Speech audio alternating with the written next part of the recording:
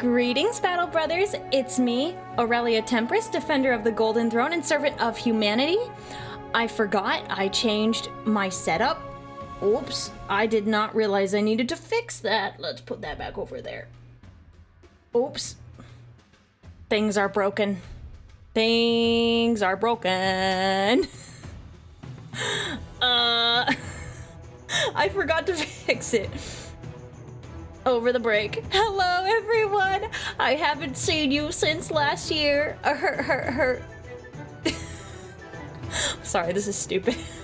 Hi, everyone. I'm so sorry. I have to fix my alert boxes because I forgot that I changed them. Completely forgot. Oh my gosh. Ah! I changed everything and I forgot. All good, good, good. I hope everyone had a good, let's see, a good, ugh, I can't talk. I need to fix this. This is gonna bother me. I'm so sorry. Okay, hang on. I'm making sure we can see all of the chats. Yay, look there. Now we can see YouTube. And then the Twitch box was... Okay. Easy. Easy peasy. Fix this. Why didn't it... Huh? Oh, I see what happened. Ta-da! Yay! I think that's gonna work. We're gonna find out. What the heck? Twitch box, why would you do that? Huh? Those are the numbers. Excuse me.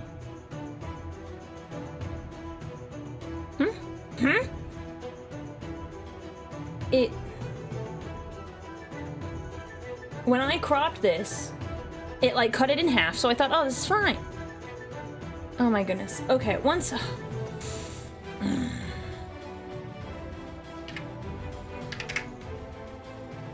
Okay.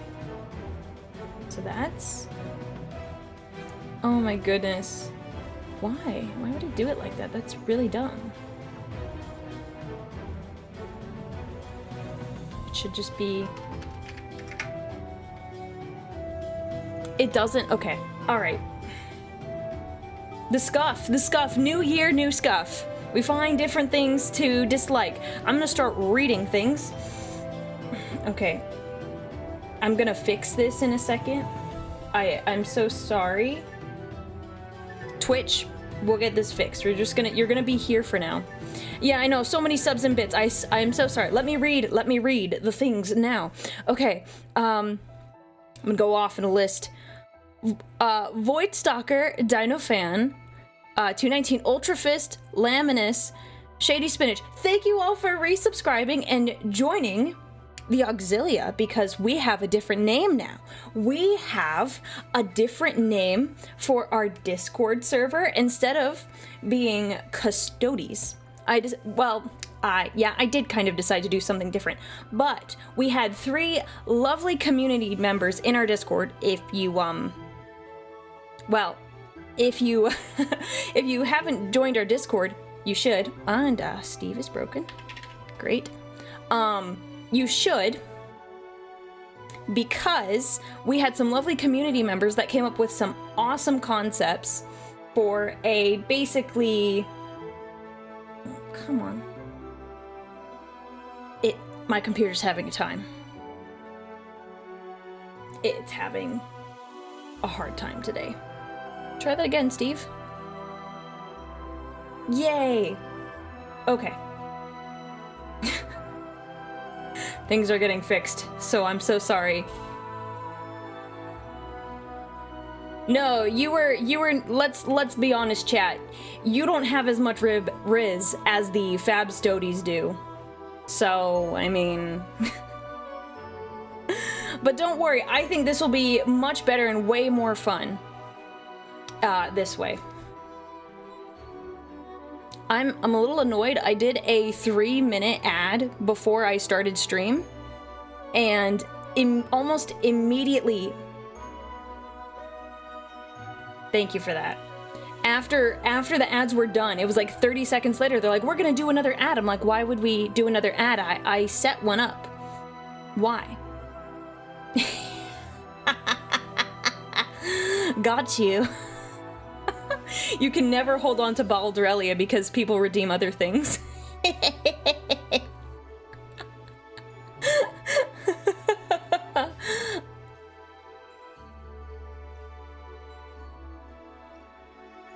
Well, you know what? It's gonna make more sense in the long run, because considering I can't really make Custodes merch, it's gonna be better in the long run having something that's distinct. So I apologize for the change. It's okay. You don't have to like every branding decision I make, but I think this will be better in the long run because you will have better merch in the future. At least that's my opinion. I'm so sorry, Soko, that you lost your Baldralia. Oh! Hey, I have been cooking up some things. Clearly, I've not been fixing my chat boxes. Let me see if I can fix it really fast. I'm a little annoyed that I have to...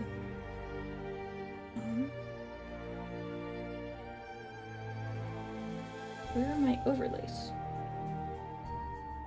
There we go. Hang on. Let me fix the Twitch overlay. Oh, that's why. Okay, I see what I did.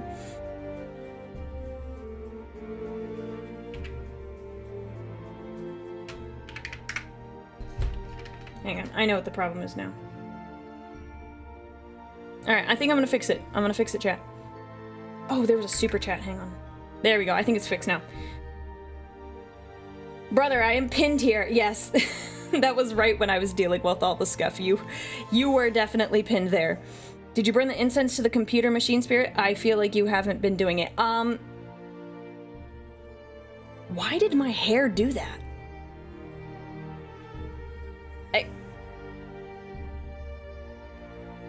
What? Why did my hair do that? What the heck? Huh? No, I clearly haven't been. Christmas and Sanguinala, I've been busy. I did not honor the machine spirit appropriately. Hair whip redeemed? No, that's not what I was actually gonna show you guys. Are you moving at 1,000 miles per hour? No, I'm not. That's so weird. Cause like when we do another model, it doesn't whip the hair. I can't even I can't physically move enough to get the hair to go into the vertical position. What the heck? Must have been the wind. I'm part of the L'Oreal shampoo commercial. I didn't realize that's what we were doing here, but I guess that is what we were doing. Okay, the actual thing I was gonna show you now, I had to fix the Twitch box. I have added, and please use this responsibly. Responsibly, okay? I have included some memes.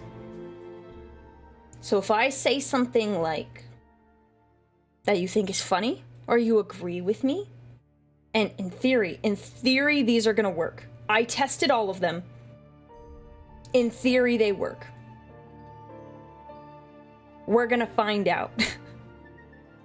We are gonna find out. So, let me just make sure I have one of them that doesn't go off. Enjoy.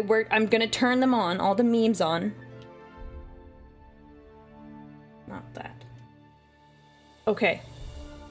Now, use them wisely.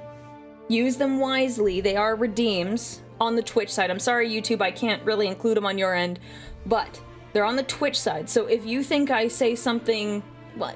You'll figure it out. You'll figure it out. You're smart. No. Work.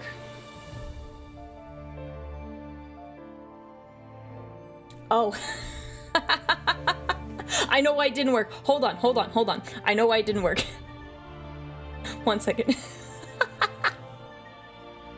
I know why it didn't work. I was like, why didn't that work? What the heck?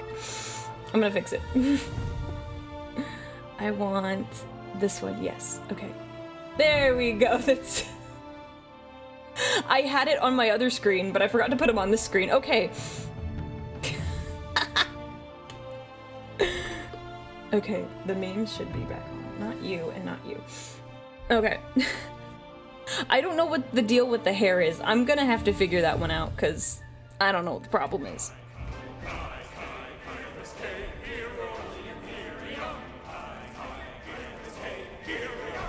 Yay! It worked. It worked. I must say that almost everything I've witnessed has been cringe. I want to poop the snoot. Okay, get it out of your system now. Don't spam it. You gotta use it appropriately. You gotta use it appropriately. It does have a minute cooldown, so you guys just can't keep spamming it. Nice outfit. No gold is new. Yeah, it's a redeem. It's a redeem. No.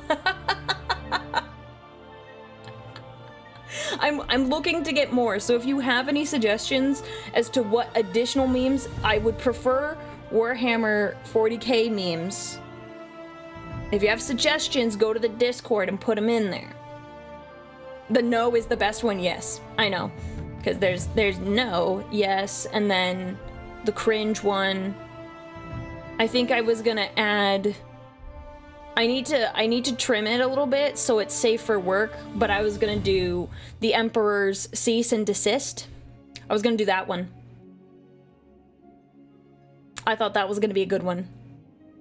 Yes.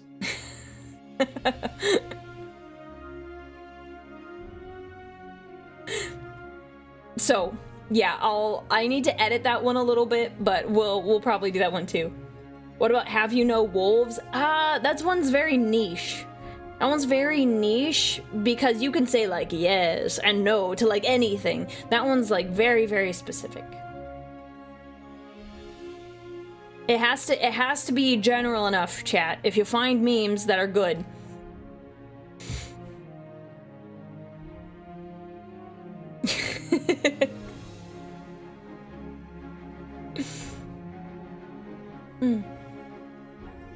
I'm stretching, sorry, 1 second.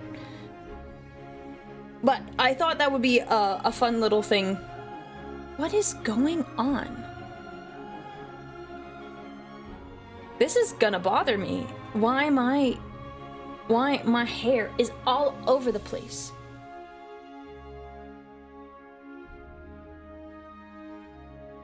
I didn't have this problem when I was testing things. Huh.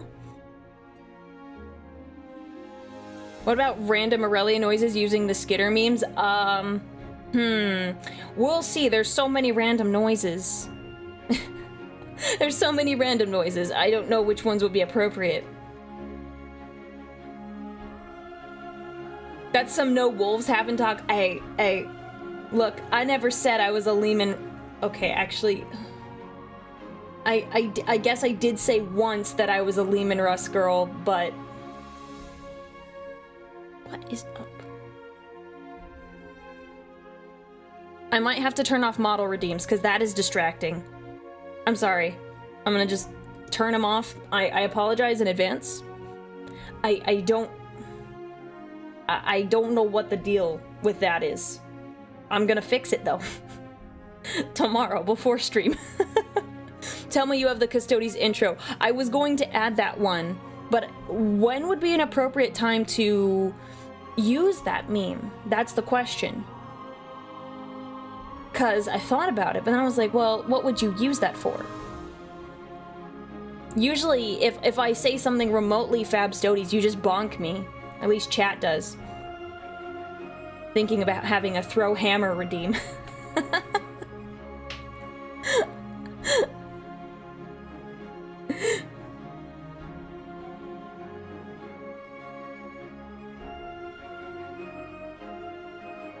So, oh, for a raid?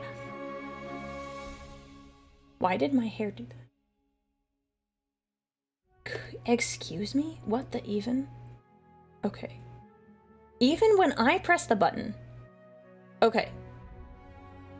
There is no model redeems up. So we should be safe. In theory. Oh, Lore Master Sotek, thank you so much for resubscribing. Happy New Year, Aurelia. Also, what? 6 months? That can't be right. I just got here. What are these warp shenanigans? Time is a meaningless construct. It hasn't been 6 months. I know, right? It's crazy. I'm actually, coming up in like mid-February. I'll have been streaming for an entire year. I can't believe that. My mind is blown. Absolutely blown. I hope you're doing well too. Happy New Year. Happy New Year, everyone. I might have said that. I don't remember now because we had scuff right at the beginning. We had immense scuff right at the beginning. So, Happy New Year, everyone. I hope you had a great Sanguinala. I hope you didn't get too crazy on New Year's. Okay, I hope everyone was chill. Hope everyone was chill. Good, I did say it. Great. But Sotek, I hope you're doing well too. I hope you're typing, but yes, mine was very good. We got to have a Christmas Eve stream and a Christmas Day stream, and it was very, very nice. You got a Baneblade for New Year's? Incredible. May I make a recommendation for your Baneblade theme? Just you know, just a tiny recommendation. Can I give you a recommendation? I recommend marble and gold. Make it look better than mine. How about that? Okay? Marble and gold Baneblade to add to our Auxilia. I think this is a good plan. Good plan, right? You said please. See, I knew these memes were gonna come in handy. I don't know how well you can hear him with the background music. I'm gonna figure that one out too. I have an airbrush, I can do it. Yes, based. In all seriousness, do whatever you want. I just wanted to be funny. I want to poop the snooze. That's exactly what I made that meme for. I made that meme for when I was zoomed in up close. Oh.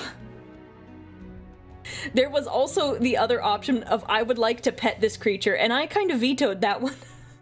I was like, let's boop the snoot and not, I would like to pet this creature. That would, that's a different vibe. Oh my gosh. I've been doing great, been busy, things are going excellent. That's great. Any notable plans or goals? Finish the Baneblade. I want to finish the Baneblade, like, I want to finish it by March. Because I don't really paint outside of streams, because it's like content. So I'd like to finish the Baneblade with, well, technically Octoblade with all its special pieces by like the end of October, I think. And I would, in theory, assuming things go as I would like it to, I would like to debut a new model this year. We'll see. We will see. So those are the things that I guess I would like to do. I got Joy Toy, Sanguinius, and Horse. I'm waiting on my Sanguinius. I pre-ordered from Games Workshop because it came with the Sanguinius t-shirt. It came with the Sanguinius t-shirt, and I'm patiently waiting.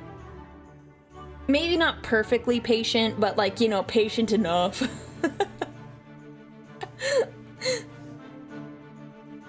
Then a Warlord Titan after the Baneblade. I think I have... It's a knight. It's a knight. I have a knight that I'm gonna paint. And I'm gonna do it in marble and gold again. Because I like it too much. Oh, thank you, DinoFan, for the bits. Oh my gosh, there were bits earlier and I missed them. Thank you, DinoFan. Happy New Year's. And yes, here's to another good year. I apologize. I saw them go through, but it was right when the scuff happened. My bad. Always go for the t-shirt. I don't have a Sanguinius t-shirt. I don't think they really have any. So I was like, this is a must. This is a must-have. So, I'm waiting. I hope it comes soon because we're gonna do an unboxing stream. Good thing I'm not confident enough to do mine in marbled colors. That's heresy. Get good. I'm so sorry. That was mean. That was really mean. I can't say that. I'm sorry. That was mean. Forgive me, please. I'm sorry. I shouldn't have said that. That was mean. I'm sorry. I was being mean. I'm so sorry. I shouldn't have said that. Why did I say that? Oh. I thought you were gonna say you actually had a Titan. No, I don't have a Titan. That's a goal though. I would love to have a Titan to paint. Here, I'm getting my stretch in. Perfectly clipped out of context. Great. Fantastic.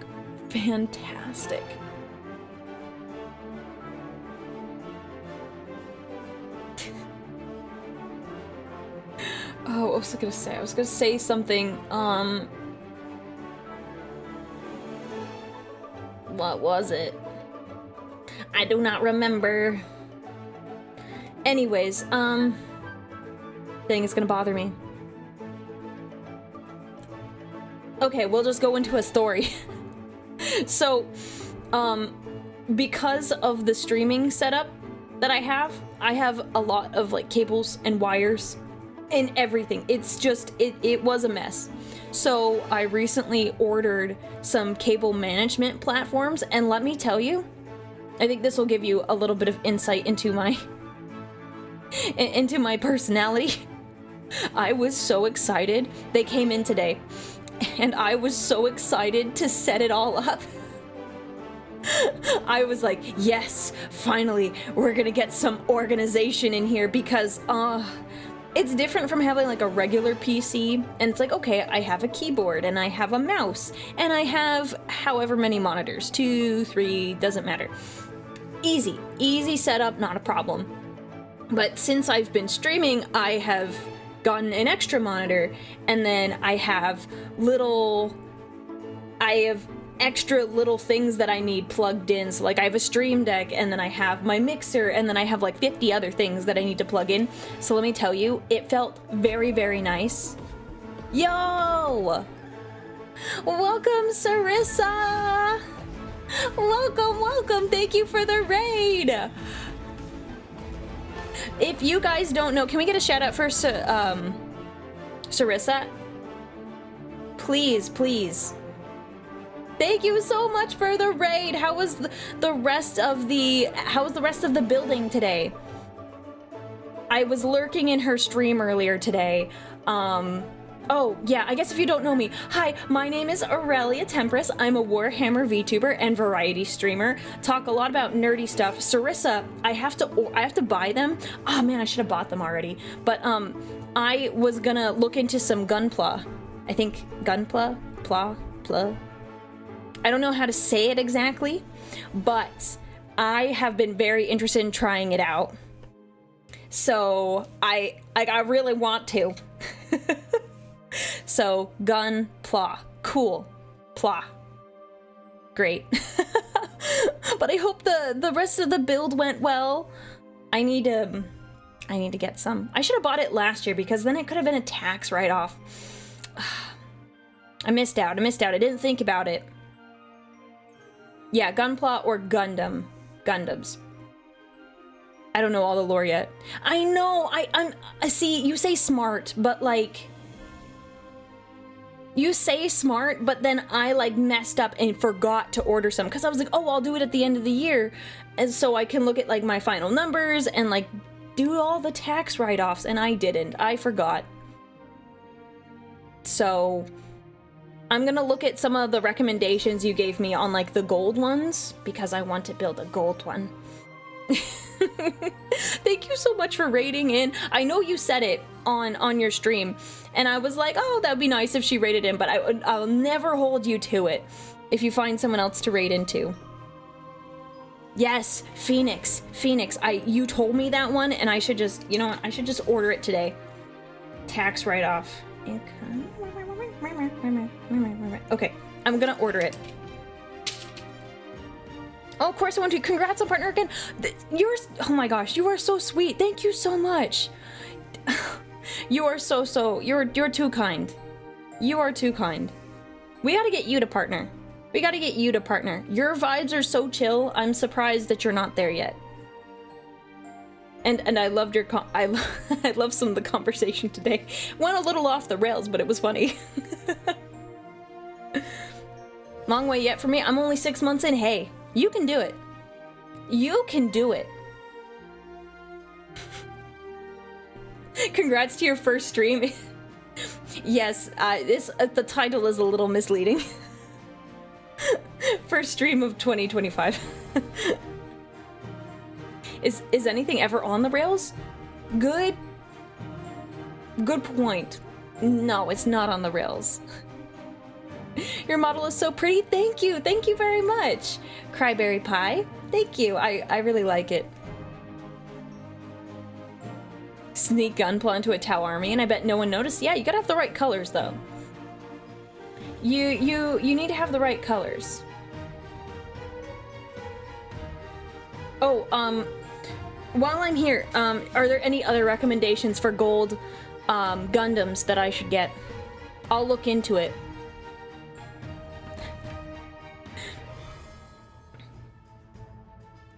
Just paint the Gunpla like your army, but they don't. They come like they're all colored already. I don't have to do any painting, which is kind of nice. Hyaku Shiki. Okay. Hyaku Shiki. Okay. I wrote it down. Okay. You can paint over them too? Yeah, you can, but like I kind of want one that's like already I want one that's like already built. Like not already built, duh. No, I want one that's like already painted where I don't have to do anything. Because like Warhammer is nice because you get to have the creativity with the painting, but like sometimes I want to break from the painting and I just want to build. Yes, send me the link. Gold plating can be hard to work with in building, so just get a good cut. Okay. Oh yeah, you're right, that makes sense if you can't sand. I wanna also electroplate. I wanna electroplate things. I did not look into that like I thought I would. I did not make the time for it. It looks like fun though.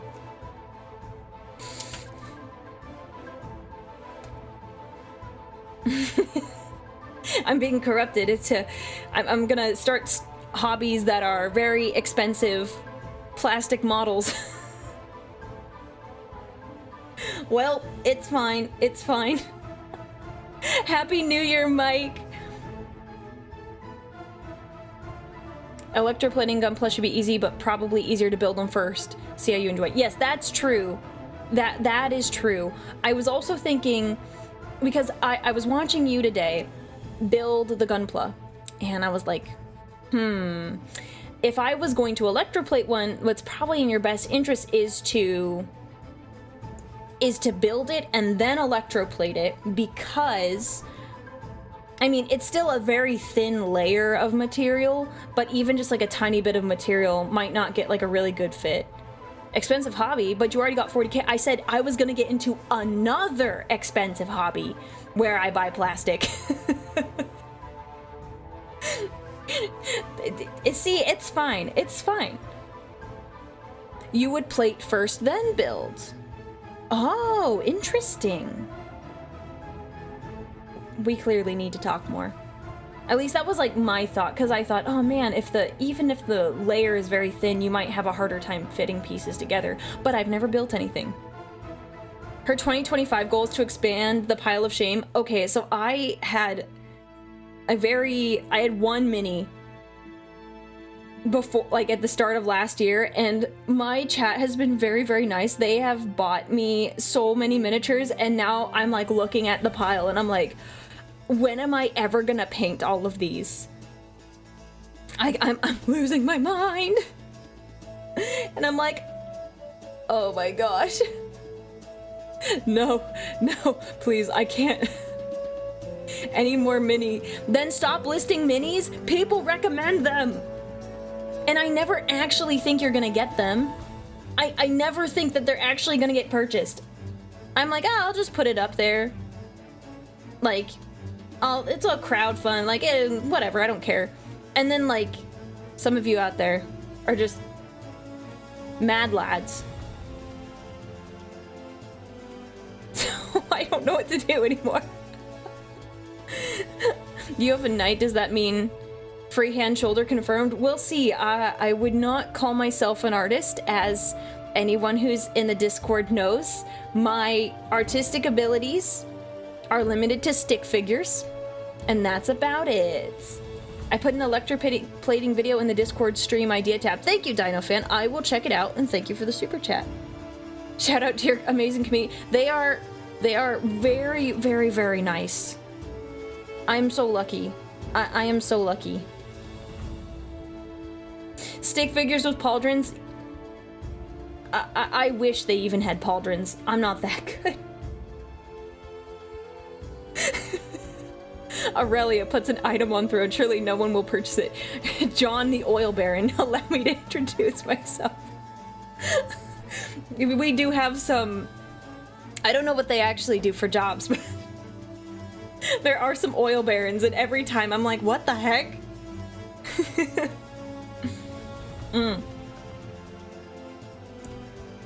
Yeah. Anyways.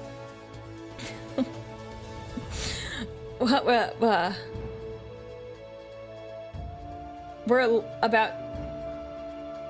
about to list a learn to draw book.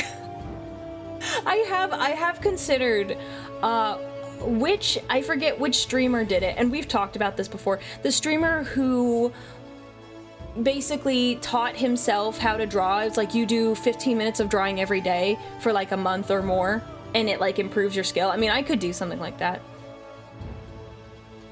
I could if I felt so compelled.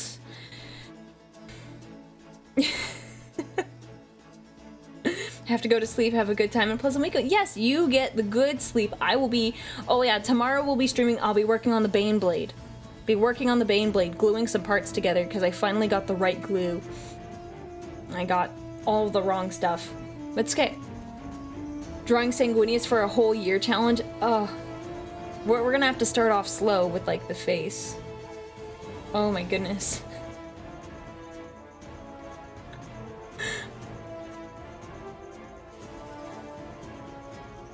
Yeah, so we'll get back to it. We'll do that eventually. I don't know. It's not a skill that it's like, oh, I like desperately want to have. It's just like, oh, it's there. Like, if we wanted to do it, we could, but it's not pressing. Don't do the face first. Start with the hands. Why? I know the hands are hard, but why would we start with the hands? Are you like into hands? You like those rough man hands, don't you? Don't you? you like those man hands. I see.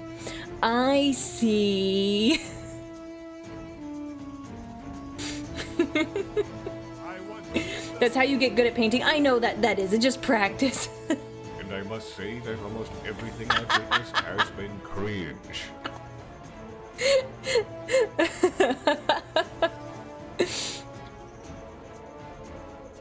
But yeah, practice doesn't make perfect. Perfect practice makes perfect, but practice helps significantly. I love it. Someone followed after I made an insinuation about man hands. I'm so sorry. I'm in a mood today. What else were we going to do? I'm going through, like, Minions? Book club? Yeah, we were gonna talk book club. But I think I might have more stories. Because I talked about the cable.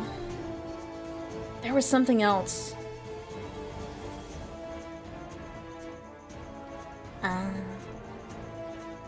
Dang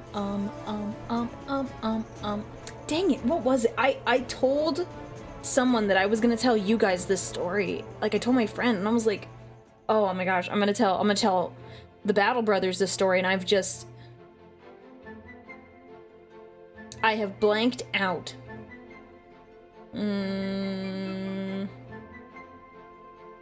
Oh, I mean, I guess we could talk about this. It's not a big deal. Not Warhammer related at all.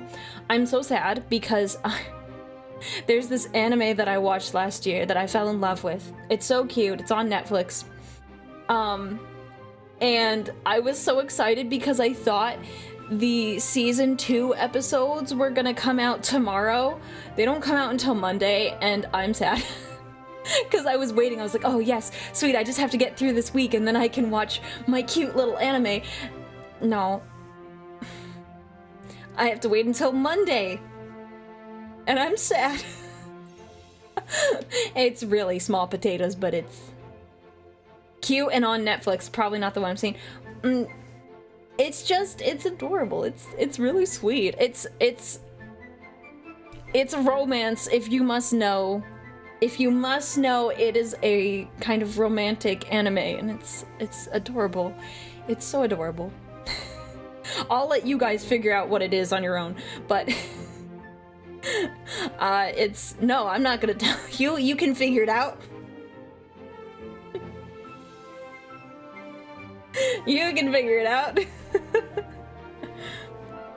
I came back to romance. This took a turn. No, it's not like, okay, let me rephrase. It's not like dirty or like spicy romance. It's just regular romance. Yes, hand holding. There was hand holding. I'm sorry, maybe it was spicy.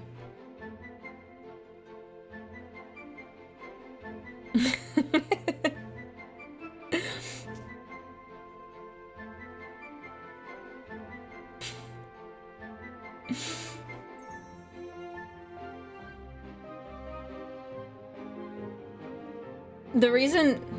Well... The reason...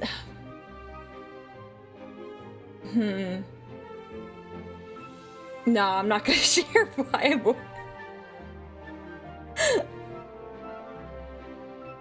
Romance is subject though. It could be literally anything, but it's not like spicy. How about that? It's just like romance. I will say it has been mentioned. It has been mentioned. I know that I'll get some judgment. I'll get some judgment. I haven't confirmed any of the options. Anyways, it doesn't matter, but I can't wait to watch it on Monday, but I was sad because I was gonna watch it over the weekend. I had plans, but I guess now we're gonna get an extra long Baneblade stream.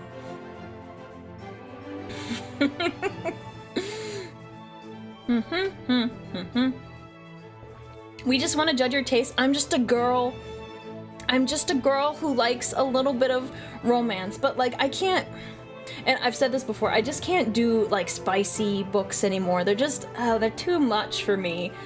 I did used to read them, but I realized it was like setting me up with like bad expectations. And like, not bad expectations per se, unrealistic expectations. So I stopped reading them. And instead, I read about Warhammer because who cares about how a dude looks? Will he put his life down for you in battle? That's the real deal. That's the real deal. It doesn't matter how tall he is or how big his feet are. Will he lay his life down for you? That's what I want. That's what I want. So that's now why we read Warhammer, a different set of expectations.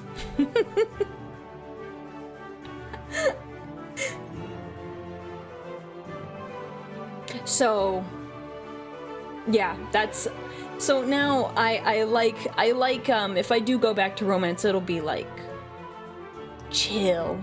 It'll be chill.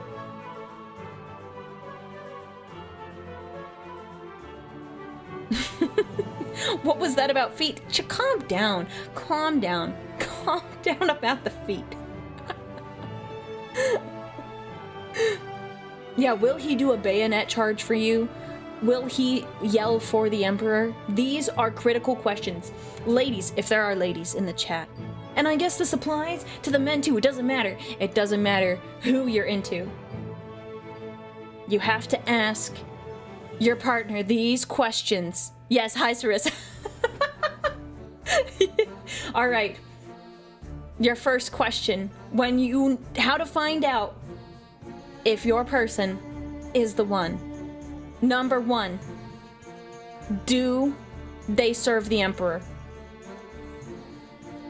Okay. That's the first one. Number 2.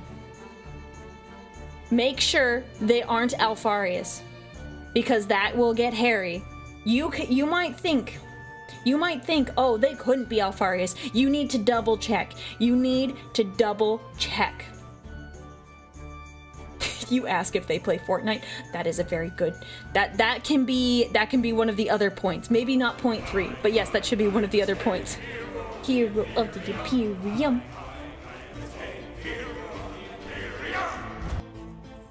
Okay, number 3.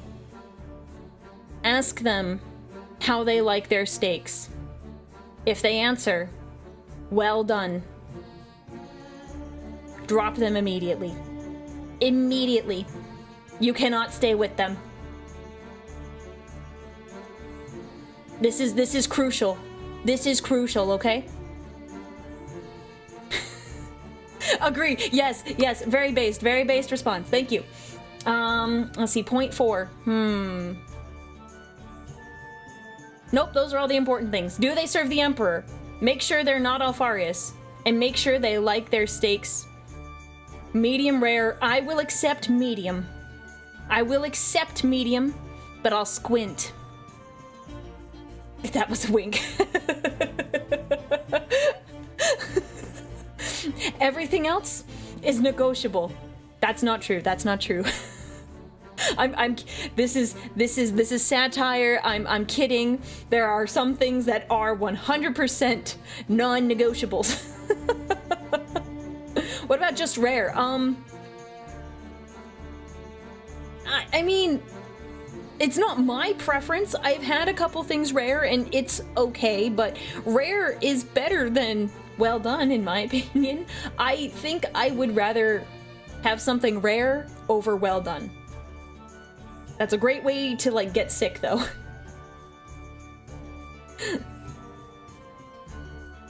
Diplomacy and Warhammer, maybe just a little bit. Just a little bit. How do you know you're not Alfarius? But what if I am? What if I was Alfarius? Is eating Kit Kats with a fork heresy? Why are they eating Kit Kats with a fork?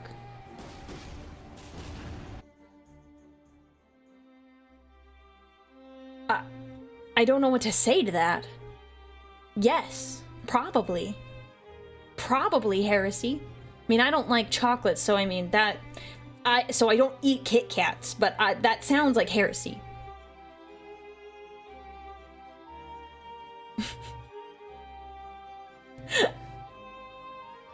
I've eaten rare steaks for 20 years and I'm still cooking. I'm glad you're still kicking. I mean, I don't know. Yeah, medium rare is fine by me. Anyways.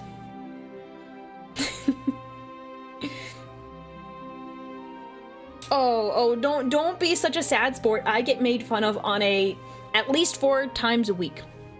At least 4 times a week I get fun of. I get made fun of, so you can handle a little teasing.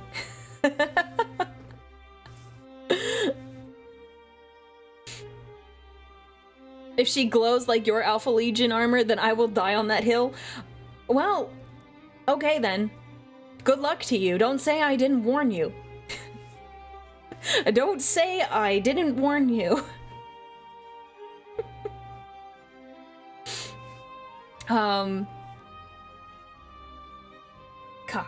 Caiaphas King.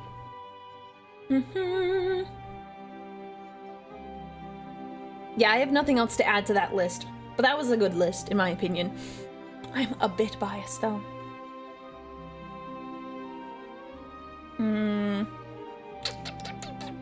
What was I gonna say?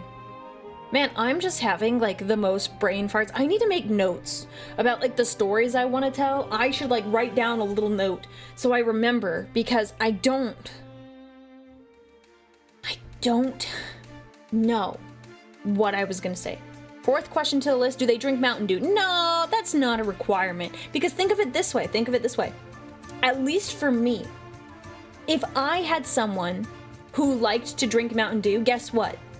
It's a competition now. That means there's gonna be Mountain Dew scarcity. If there is one Mountain Dew in the fridge, who's gonna get it? It becomes a fight. So it's actually probably preferable that you don't drink the same things, because then you don't have to share. To be clear, I do share Mountain Dews with my friends. When my friend Kyra comes over, I will give her, I give her Mountain Dew. So, I do share my Mountain Dew, but when I'm, like, low on a particular kind, like if I'm low on Code Reds, I hide them. I do not offer the Code Reds, because I like the Code Reds. Mountain Dew is out, Mountain Dew Kickstart is in. False. Wrong. Obviously the person who put the Dew in the fridge, and you should replace the Dew. Yeah, no, I replaced the Dew. No. Red stuff makes you go faster. Thank you, Ben. Share a Dew today, keep the doctor at bay. I'll tell you, I'm perfectly healthy. Yeah, I'm healthy. I'm not dead yet. I think I'm perfectly fine. We're good.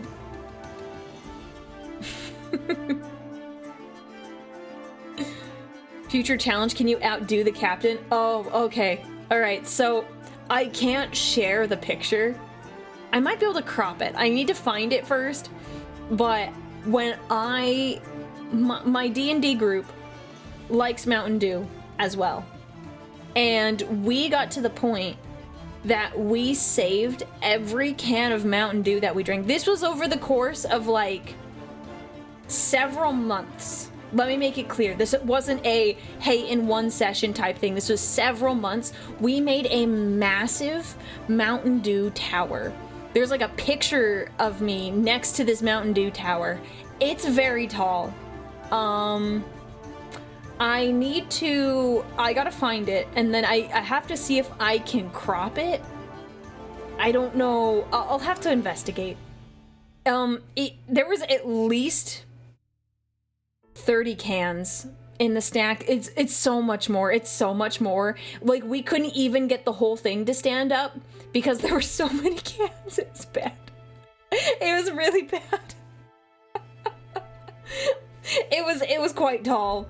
It was a lot, but it was split between, like, a bunch of people over the course of several months, so it wasn't like I was throwing back 7 Mountain Dews and everyone at the table was throwing back 7 Mountain Dews. That's, like, nuts. That's nuts. Could Aurelia outdrink Lehman Russ? No, definitely not. I mean, maybe if I was drinking Mountain Dews and he was drinking Fenrisian Ale, I am a lightweight. So if I had anything to drink, I wouldn't be drunk, but I would be buzzed.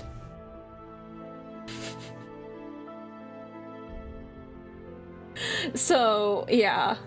Yeah,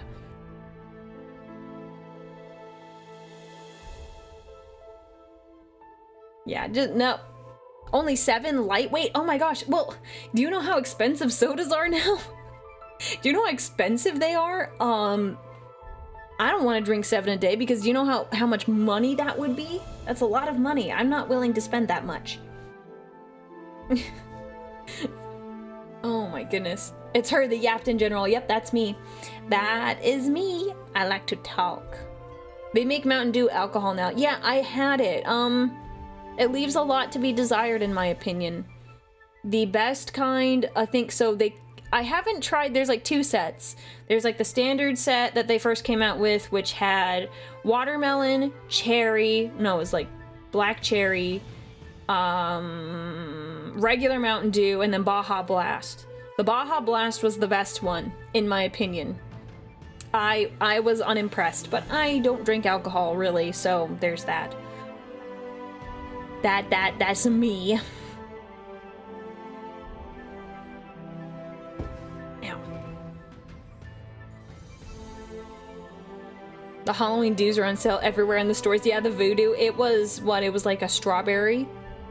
I think it was like supposed to be like strawberry starburst was the flavor. It wasn't bad, but it wasn't great, in my opinion. There was a time when I was chugging Coca-Cola, in hindsight that was bad. It's funny, as I've gotten older, like, my desire to drink a lot of a soda has, like, gone down. And I was like, wow, I never thought this day would happen. But it's happening. Same with, like, wanting, like, fast food. Like, I want it less and less, and someone's like, oh, do you want to go, like, out to eat? And I'm like, honestly, I just want to make something at home. I just want to make something at home. I don't, it's so weird. Is this what adulting is like? Because let me tell you, it's not what I expected. But yeah, it's okay. I don't mind it, because I think I save more money in the long run. Like many thrills, the joy of it gets lost over time. Yep. Yeah, that's true. That's true.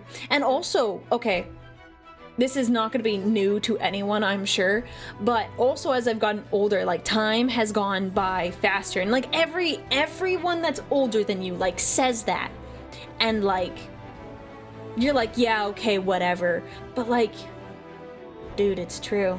It's true. Oh my goodness. Like, the days go by so much faster than when I was like a child.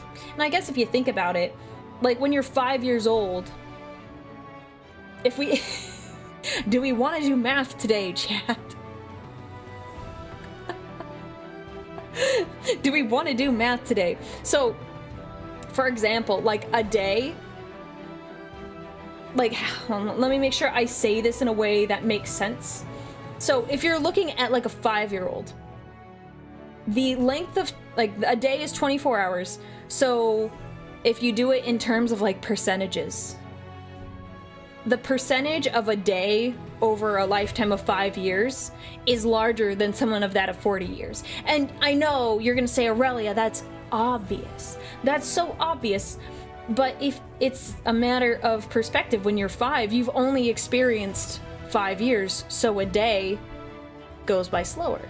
Whereas you're 40, you've experienced 40 years, so a day is like a drop in the ocean.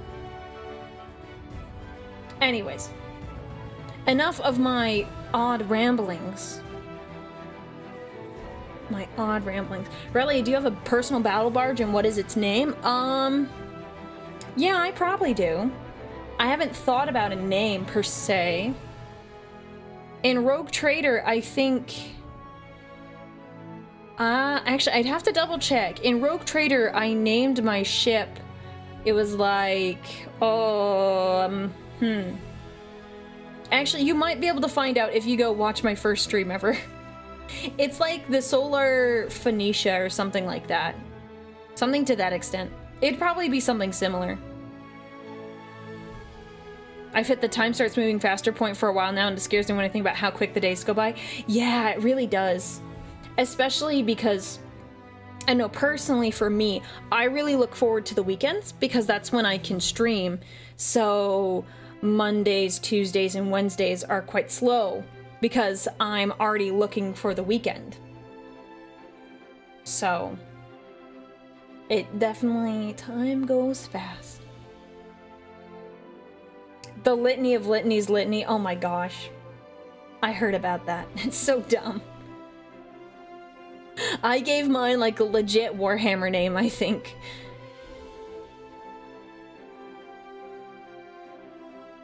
too lazy to watch that, but that lore bit helps like my story. But okay, well, I think it's like within the first like 5 minutes that it gets mentioned. So I don't know, I guess if you're too lazy.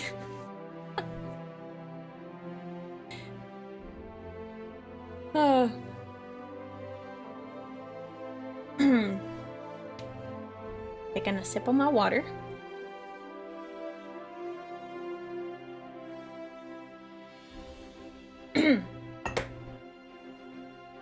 Okay. Okay. Should we talk about book club? Should we talk about book club? Who here read Twice Dead King Ruin? Did anyone here read that? Because if not many people read it, we won't talk about it for too long. I will say I enjoyed it so much that I'm already halfway through the second book. I am through the second book, which is Twice Dead King Reign. So... Oh, good night, Soko. Have a good night. Get some sleep. Yes, book club, you read it. Okay, yes. Yes, yes. I finished both. Yeah, so I started Ruin in the middle of December, and I finished it, and then after that I was like, I need to read Reign. Loved it.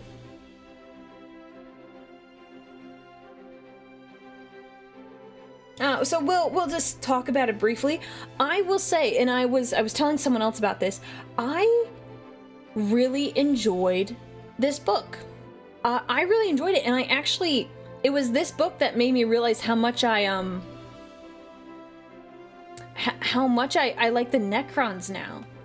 Because I got like a little taste of like what they're about, and I like them. I don't know if I like them enough to get an army and paint them, but I really am enjoying like the book.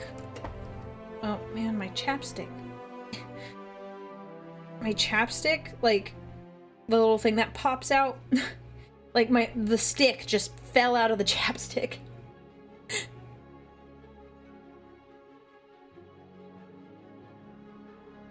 Yeah, my favorite characters, I guess you could say, from this book was the submines. So for those of you who don't know, our protagonist of the story is Oltix. He's a Necron. He's basically, to put it simply, he's basically second in line for the Necron throne. You know, if the king ever died, or the dynast as they call him, he's second in line for the throne. He has an older brother. So he was exiled, and there was a cryptech who did some work on him per his request.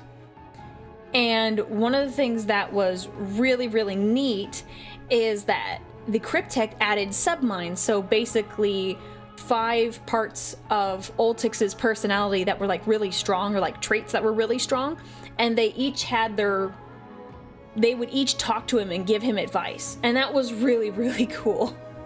It was really, really cool because some of them were kind of sassy. But they ended up, like, Oltix in the book, he like hates them. He's like, they're awful, they're so like frustrating and annoying, I don't like them. They're so like demanding and bossy. It's because he treats them poorly, first off. But later he realizes like how valuable they are and begins to appreciate them more. And I'm like, yeah, look at that character development. What do I do? Go to a cantina with live music, go to the gym, or hang out with Aurelia? Go to the gym. Go to the gym. Go to the gym. Even if you don't want to, you should go to the gym. You can still listen to me while you are at the gym. If you haven't worked out today, go work out, okay? Go to the gym. Please. That was like the easiest decision ever. Gym.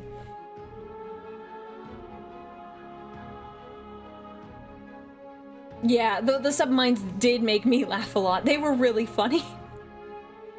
And, spoiler alert. Spoiler alert, at the end, Oltix decides to give them their freedom. So they have their he puts them into a scarab, which honestly is so cute. The scarabs are kind of adorable if they weren't terrifying. But when it's one by himself, kind of cute. Multiple thousands, millions of scarabs, terrifying. So he basically put their consciousness into a bejeweled scarab, and I was like, that is awesome. I love that. So now he just has a little scarab that talks to him, and it's so cute. It's so cute, and I'm like, oh my gosh, I like this guy. He's not in the book as often, obviously, because the submines are no longer a part of Ultix. However, I do like it when he shows up.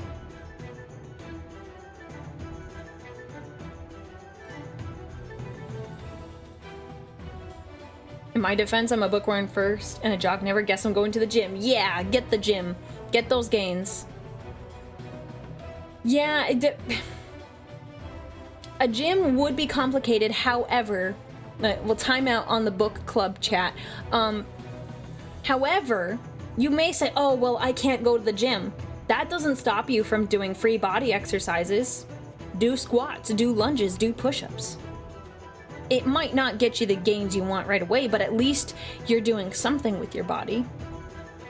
At least in my opinion. Or go for a run, exactly.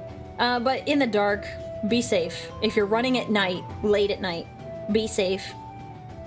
But you can always do push-ups inside your house.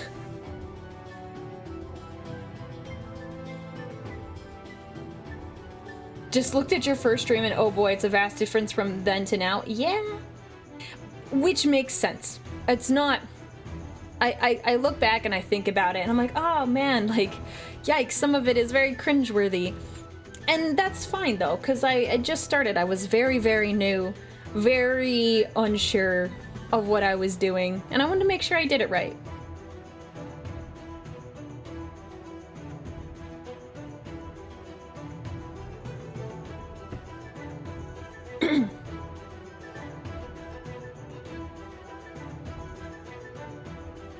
So, okay, should we get back to the book club talk?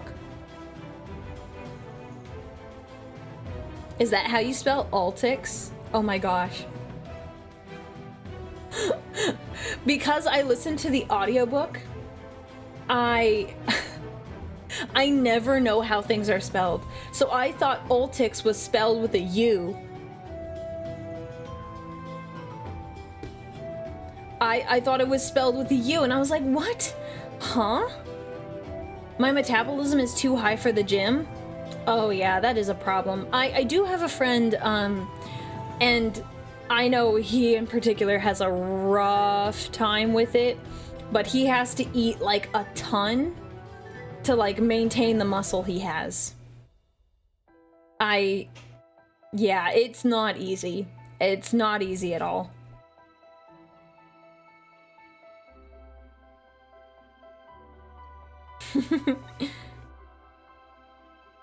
Never felt the need for a gym. My workout is climbing ladders and tossing hay bales around to feed critters. Yeah, see, it's certain jobs, like, the workouts aren't necessarily needed. It depends on, like, if you have, like, goals on how you want to look. Honestly, sometimes it's better to have functional strength than pretty muscles, in my opinion. Like, you could look really nice and jacked, but can you actually lift heavy things in a functional manner? So, if you can throw around hay bales, those aren't light. Well, it depends on the size of the hay bale, but you can do that. That's good. That's good.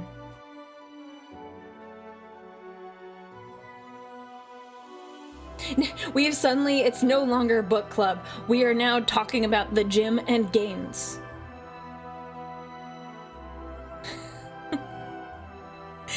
Sorry, Necrons, we're talking about the flesh now. Not your metal arms, we're just flexing on the Necrons now. The gym club. Yeah, I should probably do my dad's leg workout tomorrow. I put off doing the leg workout because I hate it. I actually did it while I was, I did it once without weights, and It sucked less, which was nice, but I was still like, oh no. The leg workout, not the leg workout. A VTuber talking about gains sounds like an oxymoron. Why is it... What do you mean? Like, how is that... That's not an how is that an oxymoron? If you were gonna say anything, I would say... What? I would say that would be ironic, but I don't even think that's ironic. I'm not stuck in the computer.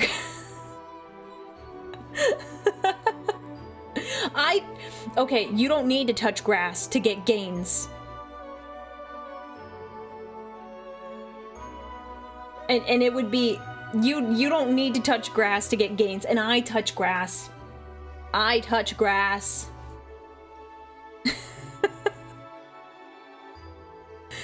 The guy's never heard of Buff Pup. Oh yeah, it's okay, it's okay. We won't tell him. Gotta have gains for the gains. How am I gonna defend the Emperor if I don't have the gains? How am I gonna do it? I know, how else am I gonna go after Lorgar? That's a great point. It's a very good point. You're right. Okay. It's time. Chat, you all gotta make a goal with me. You don't have to. You gotta get gains, otherwise we can't avenge Sanguinius. Or insert your favorite Warhammer character. Like the Emperor, come on. Get your gains so we can fight the heretics. Okay? Okay? Who did that? Who did that? You're a heretic. You're a heretic for that. Okay, good. I'm glad someone agreed with me.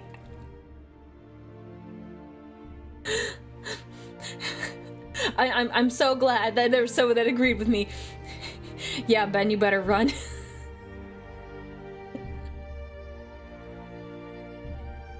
Excuse me, I'm gonna get gains so I can spread the good of the four. And I must say that almost everything I've witnessed has been cringe. I don't know who's cringe, me or chat.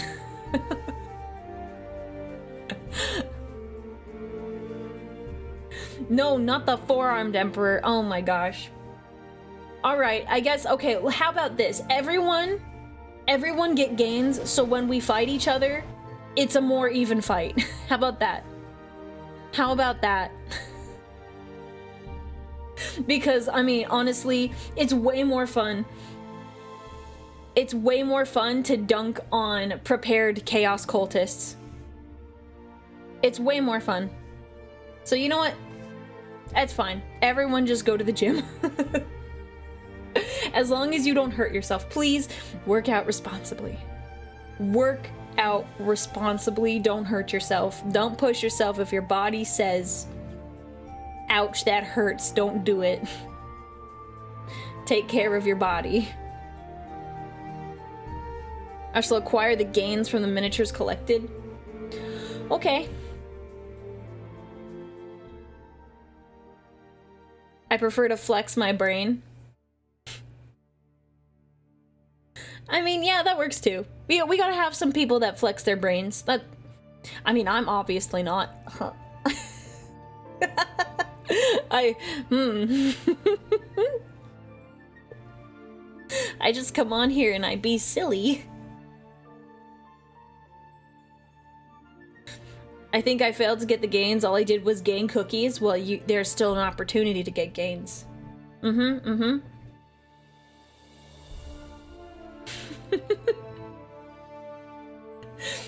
Yeah, let's hope when you're trying to flex your brain you don't have a pretty moment like me.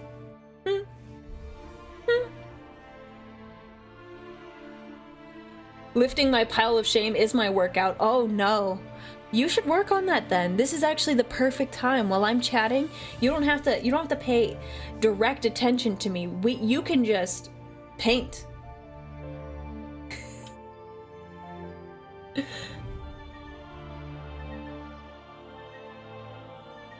I'm very smart, yes, very smart with an E.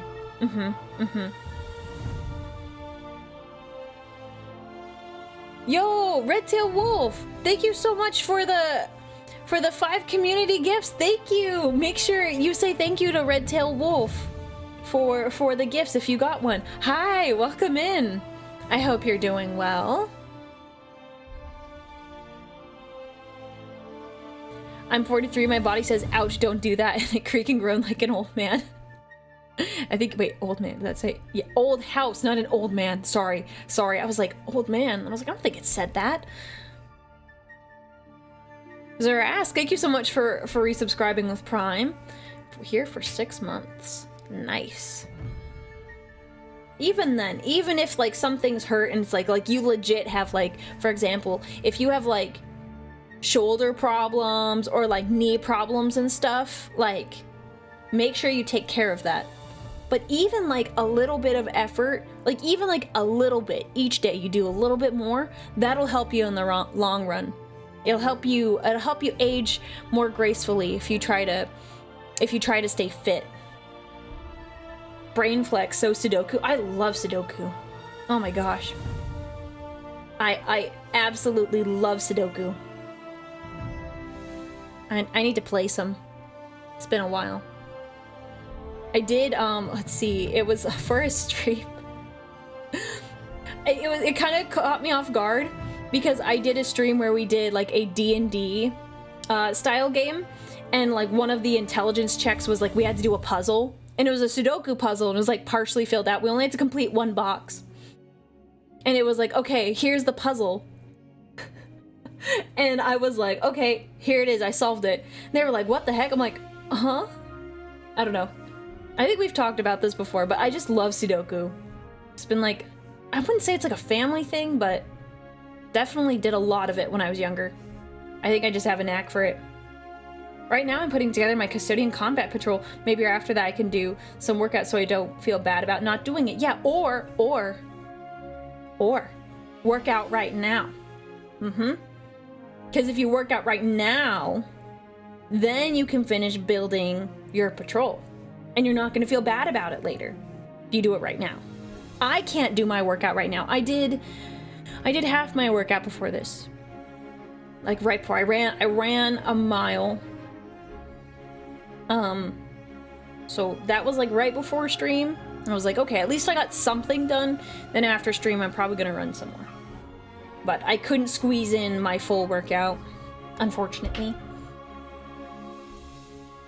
We'll see what I do. Maybe I'll do arms. And I keep putting off my leg day. If I go work out, who's gonna build these models then? You will, just later. Tend to your bodies, brothers.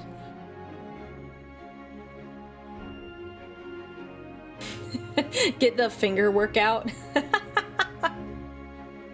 Yeah, get your finger workout and like the video. I'm kidding.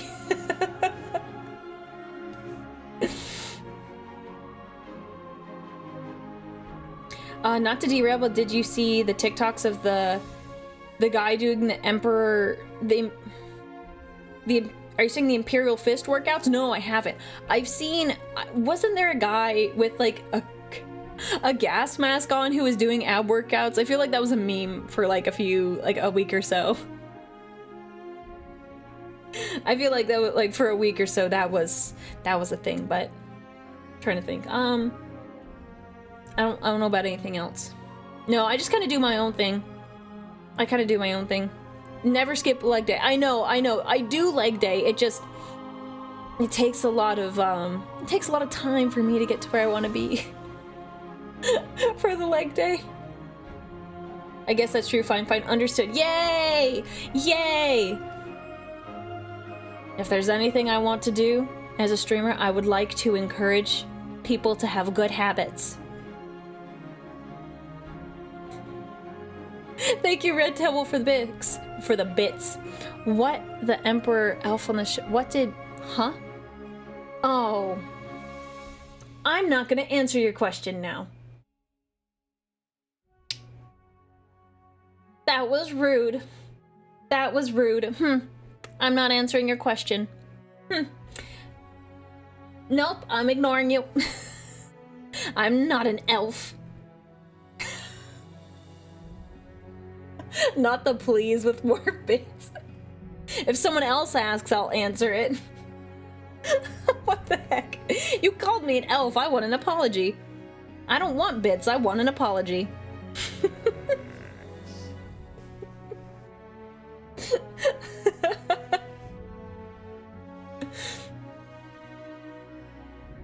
Define good habits.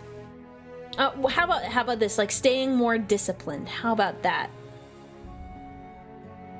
Jonah, thank you for the super chat. Who do you guys hate more, Erebus or Manfred von Karstein? Erebus. Easy. Erebus. Erebus. The book was clubbed. Hey, I'm sorry. I'm sorry. I got distracted. I got sidetracked. You could say it was twice dead.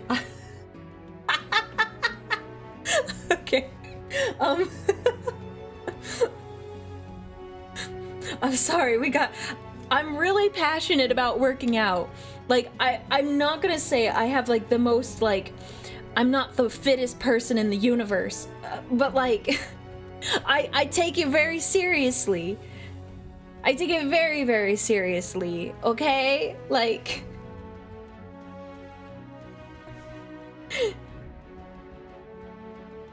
very, very seriously. So I apologize that I got sidetracked. But it seems like we are on a different path now, brothers. You don't need to be fit. You don't need to. That is true. You don't need to. It does help down the line. I want to be fit. So then I can, like, okay, let's break down. So first off, for me, I want to be fit because I want to look nice and feel confident about myself. So that's part of it. That's, like, I guess 1. 2, I want to, like, you know, if I ever get to have kids, I want to be able to, like, be the best mom I can be for them, and I think I will be at my best when I am fit and I'm able to, like, run around with them, to, like, wrestle with them, and, like, just I want to have more energy as I get older.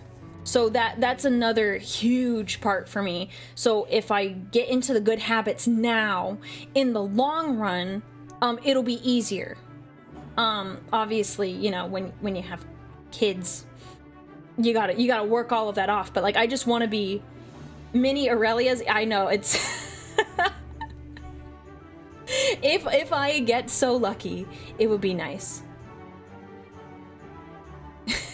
Aurelia with the steel chair, not on my children. I will get them with the pool noodle though. I will bonk them with the pool noodles. So that's part of it. For, like, 1, for my looks, 2, for, like, my energy in the future, and 3, I would say, like, it's good for you in the long run. That way I can have, like, I know I send more energy as you get older for the kids, but, like, also, like, when I no longer have kids, I want to be able to walk and do everything. I want to be a very mobile old person. How about that? So, Aurelia's good mother material. Oh, that's nice of you to say. That's really nice of you to say. Or is that a question? Well, that was a question, so maybe. You'll be a cool mom when the time comes. Oh, thank you, thank you. I'm trying to write down, like, a list of things.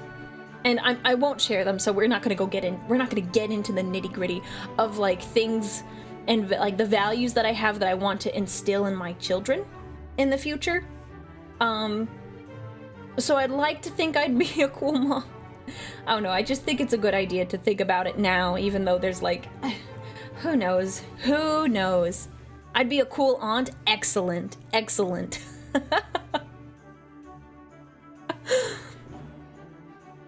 Yeah, but want to be one of those crazy people running marathons in their 70s, dude.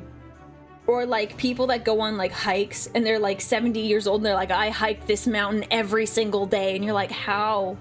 And they like overtake you and you're like, how are you doing that? How?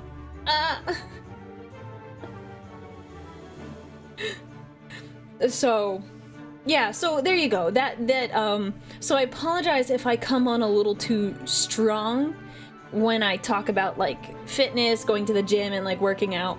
It's just a huge thing for me, and I want to, that is, I guess I could say, one of the things I want to instill in my children, being active at least. I'm not saying you need to have a six-pack. No. Just staying active. My supervisor's in his late 40s and he's running marathons every week, even got me to do them. Yeah, I don't know if I want to run a marathon. I don't feel compelled to run marathons. That's not my vibe. I've never been into long distance running. I'm not particularly interested in starting that up.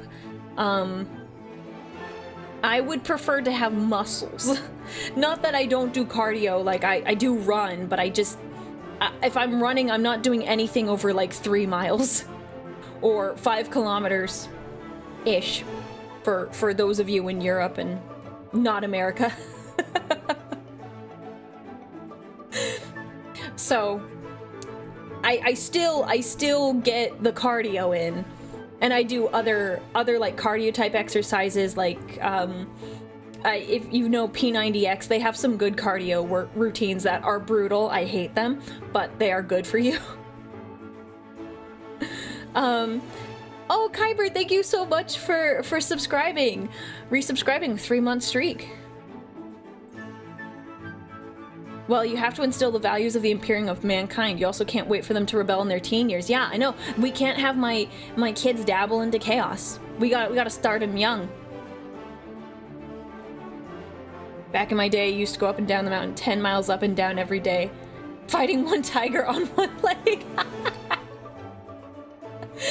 Yes, that's what I'll tell my kids. That's what I did for my workouts. That's what I did for the workouts. Gosh, yeah, I'm not a marathon girly. You won't. Something crazy would have to happen in my life for me to be like, you know what I want to do? Run a marathon. You won't catch me at a marathon. The only way I will ever be at a marathon is if I'm cheering someone else on. And I don't think that is ever going to happen. I don't want to. I don't know if you've heard the if you've heard the meme. Where it's like, I don't want to marry into the family that runs like 5Ks on holidays. I don't want to do that. It's like, oh, it's Thanksgiving morning. We're going to do the turkey trot and it's a 5K and everyone in the family does that. Oh my gosh. I would hate that. I would hate that. A CHK detonator. I can't see him running, but rucking 8 miles with a 40-pound pack, I can do that any day. Gotta live for the Hydra. Thank you for the bits. Yeah, like, I want to do more hiking. That would be nice. Currently, I have like a little treadmill. It doesn't go over like 5 miles an hour, which is kind of lame.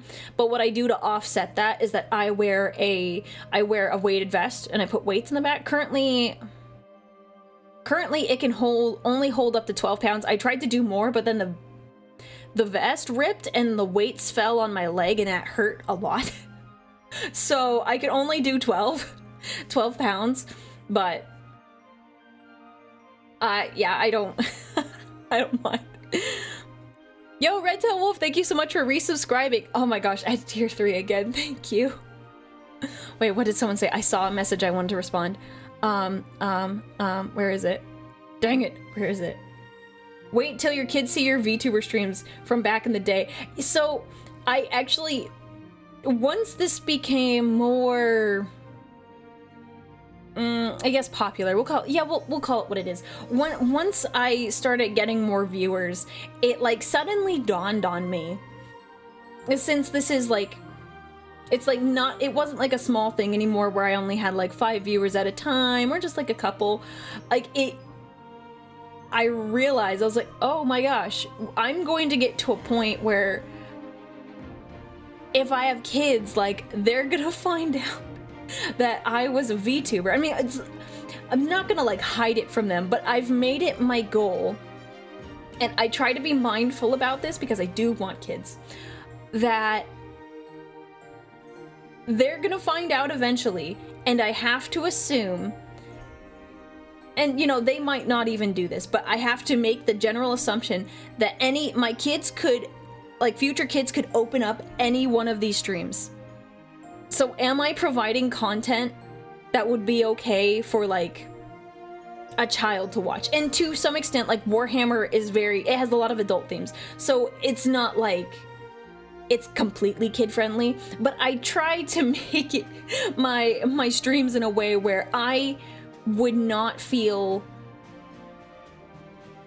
like I would not be embarrassed by my behavior. The only way I would like be embarrassed currently is because I did something cringy. So, you know, future kids, if you're seeing this, your mom says hi. So, yes. that is something I try to think of when I am streaming. I try. Everything I've witnessed has been cringe. That's probably what my kids will say. Yeah. Chat's behavior. We're not gonna look at chat. We're not gonna look at chat. That was cringe, father. Just keep the Dark Eldar and Slaaneshi stuff away from them. Yeah, we'll do that. Why would you only be watching it as child? What if they're watching it as old people after you're gone? They could. They could. You know, I don't know at what point I would tell them, because kids have no filter. Kids I don't associate with chat.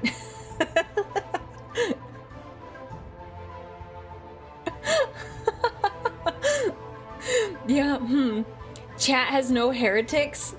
I don't know about that one. I don't know about that one. Mother, I want to make a Slaanesh Demonette army. I think they're neat.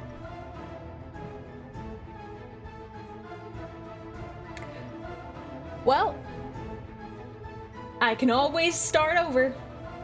What's 17 more years? I'll just have another kid.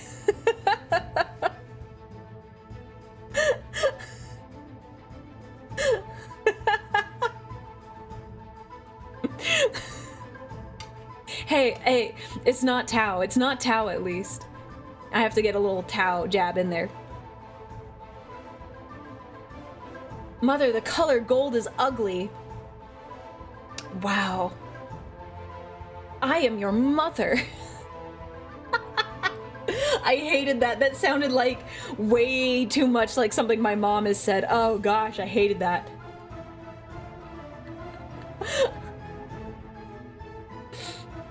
Oh. This is so bad. I hope I didn't give any of you PTSD.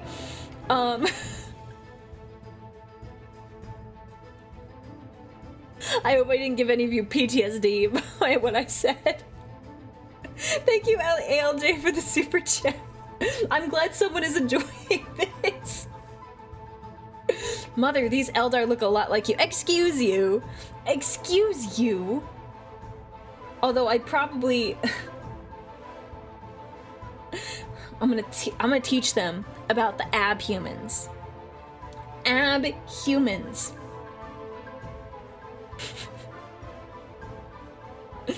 This is too good. This is too good. No, yeah, I do try to keep it reasonable. Not...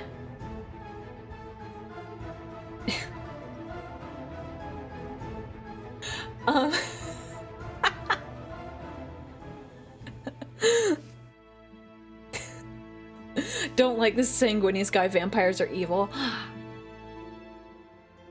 Don't you dare talk about your father that way. Excuse me, how dare you talk about your father like that? Ugh.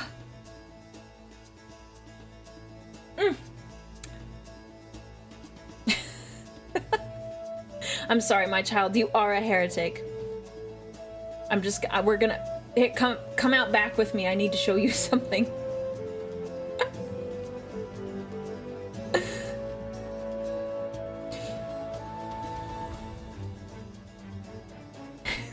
Listen here, your dad is pretty cool. I love it. This has like been like the most active my chat has ever been in a while. Everyone like, let's talk about the theoretical future Aurelia kids. Mom, I'm really vibing with this Lorgar guy. Okay, yep. Yep. After that, we're just starting over. We're starting over.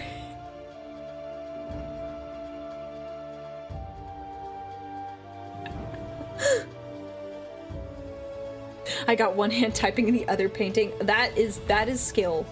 Skill right there. Mom, Steve did 5 lines of Warpstone. Excuse you. Steve doesn't do that. Steve is well behaved. Steve is well behaved. Who is Cha-Cha? That would be a very interesting question. That's a very interesting question. She's a Slaaneshi. So we're gonna have to be careful about that one.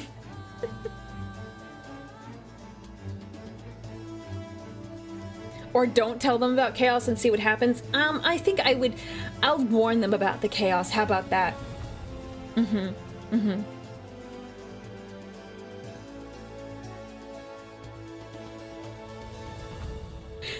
Not in this house, young man. What about the Spider Dad provided barbecue? What about it? I'm sorry, you're talking about barbecue now. Barbecue, tell me. I'm getting hungry now just thinking about it.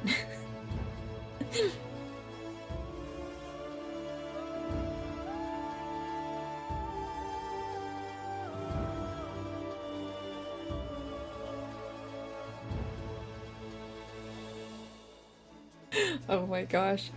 A word bearer army. Goodness. Can we talk about like the good things they'll do? Can we talk about like the good things? That they're Blood Angel fans and they like custodians, or like any loyalist faction. What about Kriegers? Wouldn't we love that? Wouldn't we like that? Let's talk about the good things.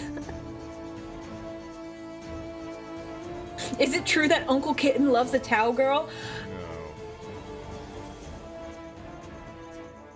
I don't know what the no was about. If that was about Kitten or that was about something else. It works out perfectly. There, see, that was basically Kitten. I know Jolly Rapscallion was the one who redeemed that, but I basically think that was Kitten. Not canon. It's not canon! Yes, I know kids never end up as you want. You just do your best with what you've got. And your skills.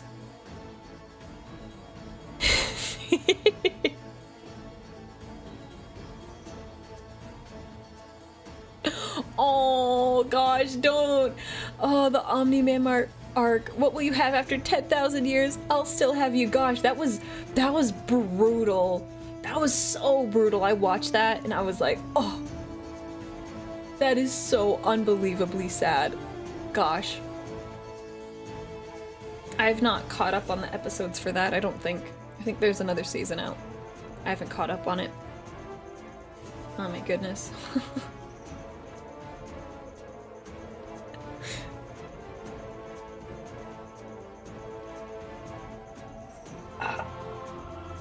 But this was surprisingly like really wholesome. I wasn't expecting us to go in this direction, but this was really wholesome.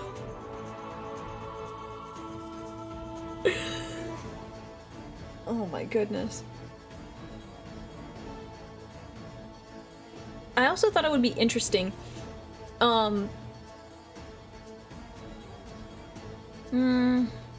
Actually, never mind. I need to articulate my thoughts on it better before I present it. I don't think I have enough information to talk about it in a meaningful way. Never mind. Why does Grandpa Emperor curse so much with the text-to-speech device? Some questions cannot be answered. Some questions just can't be answered, unfortunately. What if half my kids start a new heresy? That's gonna be a problem. That is gonna be a big, big problem. What if I only have one kid? That's the question. Like, does that mean, like, if I only have one kid, does that mean they'll either fall to chaos or they'll be loyal? Or is it gonna be like an Alfarius type situation?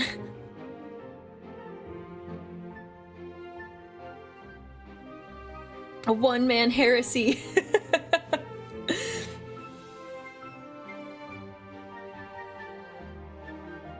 Sharing a hobby with your kids would be amazing. I'd probably make a whole hobby room for us if I shared a hobby with my kid.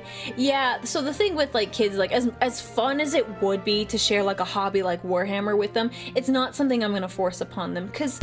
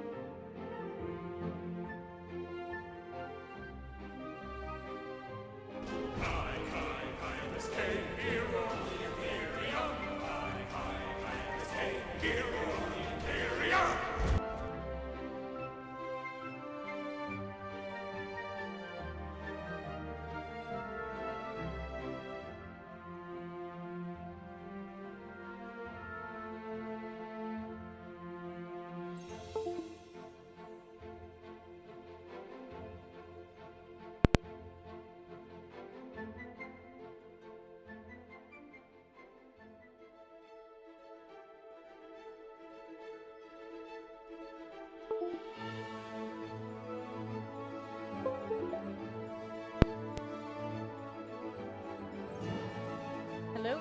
Can you hear me now? Can you hear me now? And can you... Good? I have no clue what happened. Thank you for telling me. Oh, that was weird. Because it was like my mixer had a little red icon that lit up, and I've never seen it light up before. And I checked it and it was plugged in. So it was plugged in and I was like, I don't know what else to do. I'm gonna unplug it and plug it back in. And then it worked. I have no idea. I didn't touch anything either. I was just sitting here. Weird. Okay. Thank you for your patience. I don't know what happened. I've reached my yap limit? I guess I did. Can we go back? Yes, we can go back. What was the last thing you heard me say? Because it died right in the middle, and I'll start my sentence over. What the heck? Hello, hi, sorry, I had weird scuff issues just now. But we're back. I have no idea. It was weird. Scuff over no more Sister of Silence, yeah. I think it was the Emperor. He was trying to make me a Sister of Silence. Talking about Kiddo's potential heresy. Oh, man, we were all the way back there? Ah, okay. Did you hear me talk about kids and having the same hobby? Did we talk about that? Jonah, thank you for the super chat. Why is Uncle Lorgar not allowed in the room when we're here? Oh gosh, that it'd be more fitting if we said Uncle Fulgrim. But we're not gonna get into that. Okay, yes. My children, if, whenever I have them, I don't have any. So, I would not force Warhammer upon them, even though I really like it. I want them to find their own hobbies and their own things that they like. For example, I have hobbies that none of my other family members have, like Dungeons and Dragons, anime, Warhammer. No one else in my family even like remotely touches those hobbies. Like, not even close. Like, my family is more like sports oriented. And I did play sports, so I'm not like opposed, but I just don't watch sports like they do. So I think it's important for a child to have some flexibility when it comes to their hobbies. How will they find Warhammer if you don't subtly show them it? Froggy, that's a good point. Hi, good to see you. I will show them it, but I'm not gonna like force it on them. Like, I'll be like, oh my gosh, here, these are mom's minis, and like, this is what she does. She paints these, and if they want to paint with me, they totally can, but I'm not gonna be like, you have to sit here and paint with me, even though I think it would be really cute and fun. So you're from a jock family? Yes and no, it's kind of hard to explain. Let's just say I was probably the most jock of my siblings, but I'm still a huge nerd. I'm still a massive nerd, so there's that.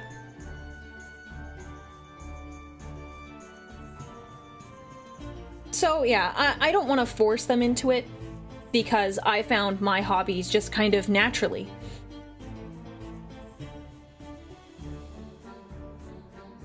You might look into 3D printing because you can use it to enhance almost all your hobbies.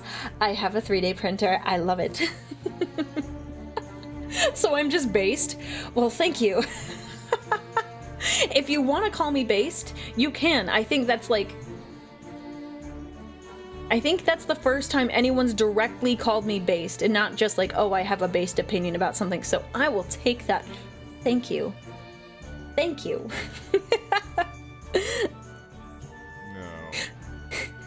Oh, that was mean. Oh, that was so mean. What the heck? Oh gosh. Well timed, but wow. Wow. Yeah, jock nerd. Yeah, I don't know how else to put it. I played, not that siblings didn't do sports. And I must my say parents, that almost everything I've witnessed has been cringe. My parents had all of us play some sort of athletic thing, or like do a sport or something to some extent. I just did it the longest. So.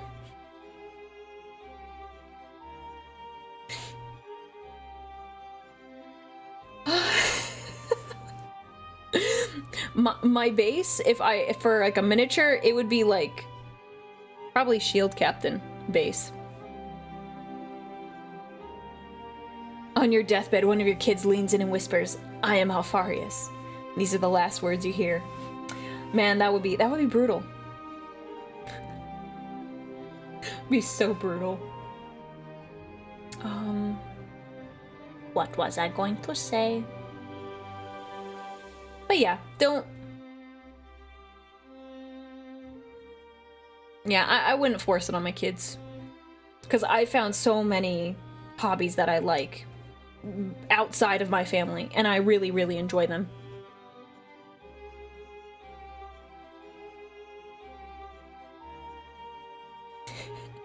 I haven't watched Aurelia's stream since last year. Yeah, I felt... Oh, I apologize for that, by the way. I had every intention of streaming on New Year's Eve, and it didn't work out. I really wanted to, but I was so drained by the end of the day, and I felt really bad, because I wanted to, even though I didn't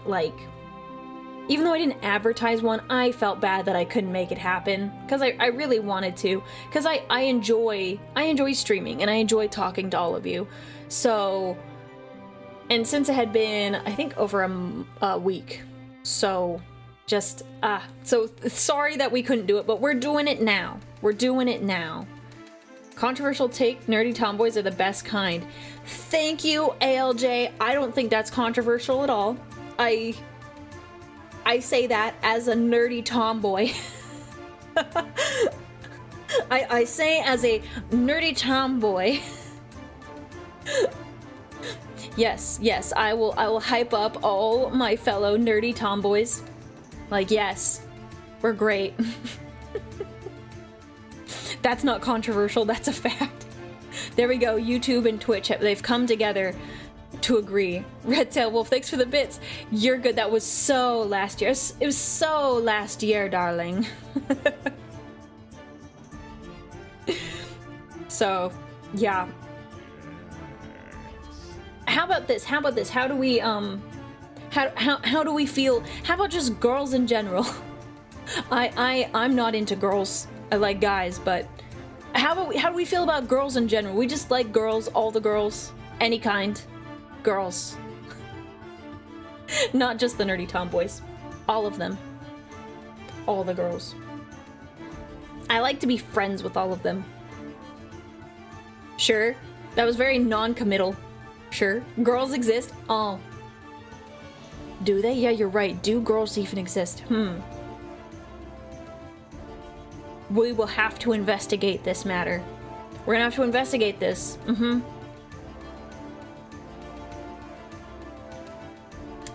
Super makeup cake ones with makeup caked on. Yeah, so everything in moderation, in my opinion. And not everything. Let me make that clear. Not everything. Moderation. Moderation is key. How about that? Moderation is key.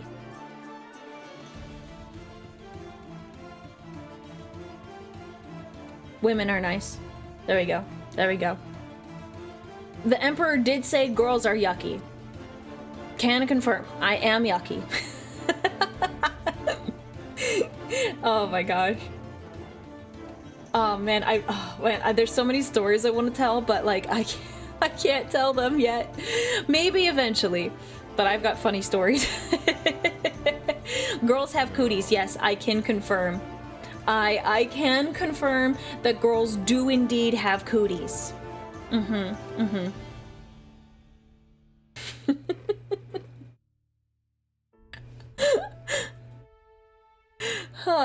No story time. I don't have... It's not a story I can tell just yet. Maybe eventually. What was I? I'm gonna take a sip of my water.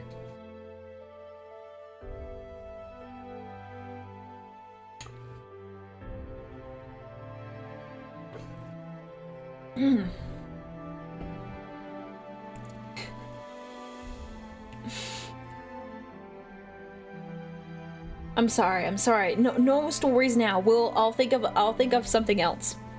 Oh, I will say, I guess I said everything in moderation. My recommendation, and this is something my dad told me. So if you want another based Spider Dad take, here it is. I've shared this before. I've said that a lot today. I've been sharing a lot of stories, lots of repeated stories. My dad told me when I was allowed to start wearing makeup was to make the makeup look like you aren't wearing any at all. Which basically what my dad was saying is like less is more, and don't go crazy because you just want it to look very natural. So I agree with that take. I agree with that take, and I don't like putting a lot of makeup on anyways unless I have to. Unless I absolutely like have to. Make it look like military camo, guys love that. Yeah. I'm gonna do that too. Yeah, I am very biased, but my dad is a wise individual. Is he right about everything? No, no one is.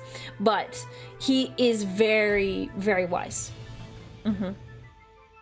He's a smart dude, so if I drop the Spider Dad wisdom, you should listen to it because it's really good. It's really good. I'd love, honestly, one day to have a Spider Dad stream. Yes. Camo eyeliner would go pretty hard. Oh, do you know how hard camo eyeliner would be? Like, I don't even do the makeup. Like, I don't wear makeup very often. But like, camo eyeliner, that sounds very difficult. I imagine it would look good, but whoo.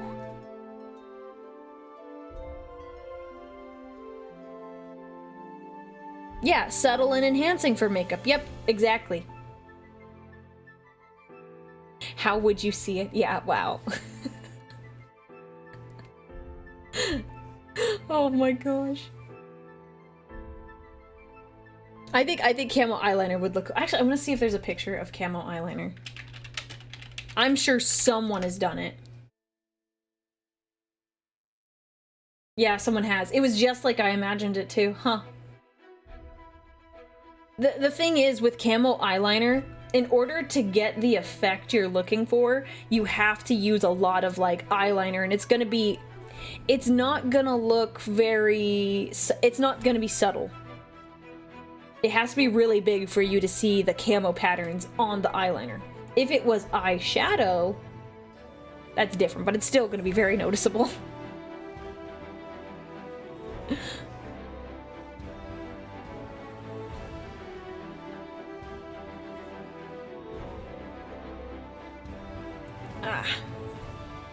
So, there you go.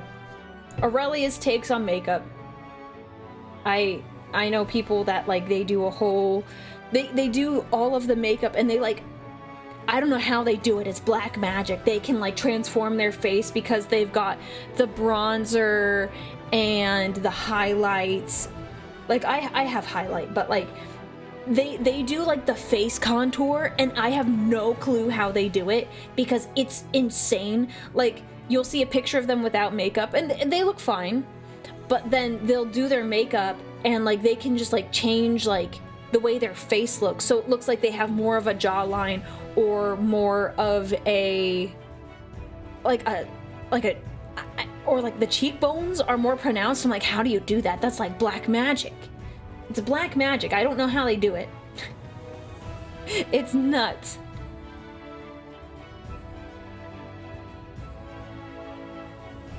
Hey, really? Since the Emperor directly made the Custodes, have you ever accidentally called the Emperor Dad? No. But I mean...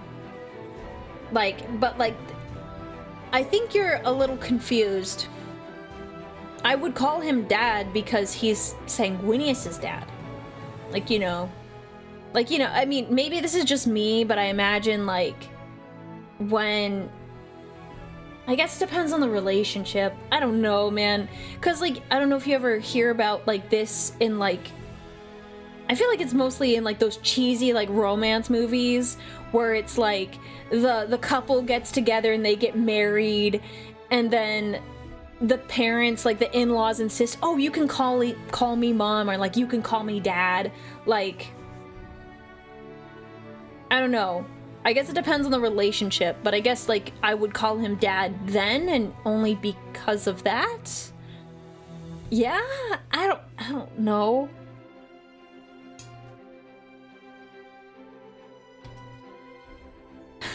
I don't know.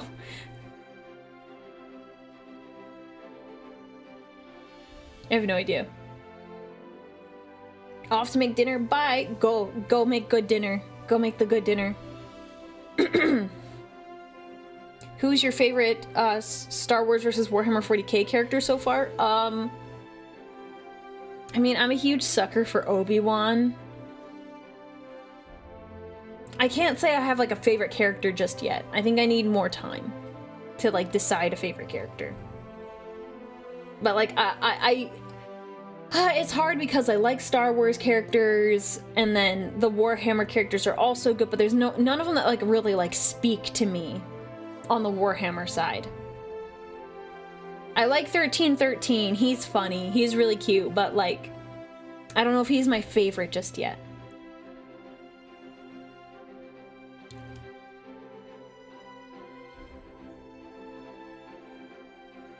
So, yeah, I don't have a favorite just yet. Ugh. Oh, and someone asked, actually, that was what I wanted to do today. I was trying to think of what else we were going to do today for stream, and I was thinking about watching the new Gavin Bob. Because that came out on Christmas?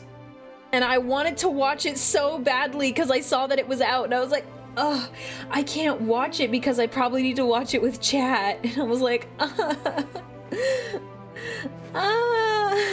so should we do that? Should we do that? Or should we keep talking? Because we can always do it another time. I know, I wanted to watch it live. I was there for about like 30 seconds when it went live, but I couldn't stay. Okay, let me... Well, we can watch it. Let me just pull it up on my monitor.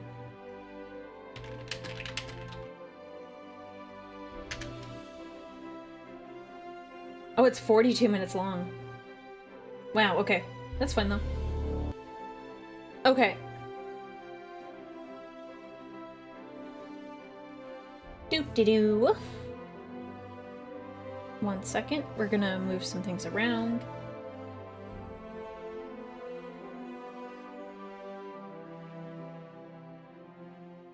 All right, let me put my headphones on. And we'll watch it.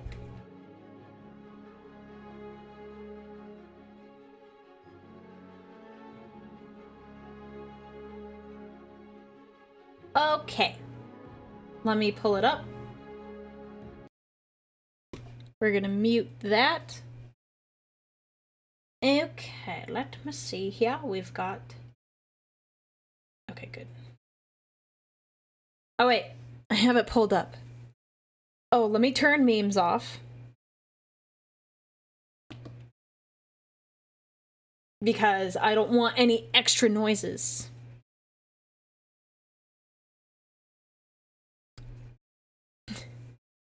I've been meaning to ask, how was the holidays? It was really good. It was really nice. I got to relax with my family. It was overall very enjoyable. So all of you that were worried that I wasn't spending time with my family, don't worry. I got a lot of time in with them. So I appreciate your concern, but it was all good. I worked it out.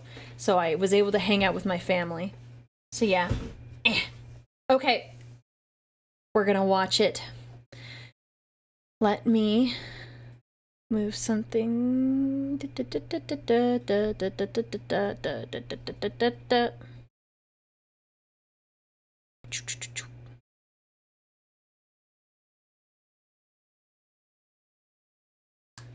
Okay.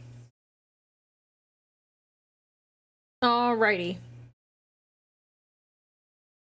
So let us begin.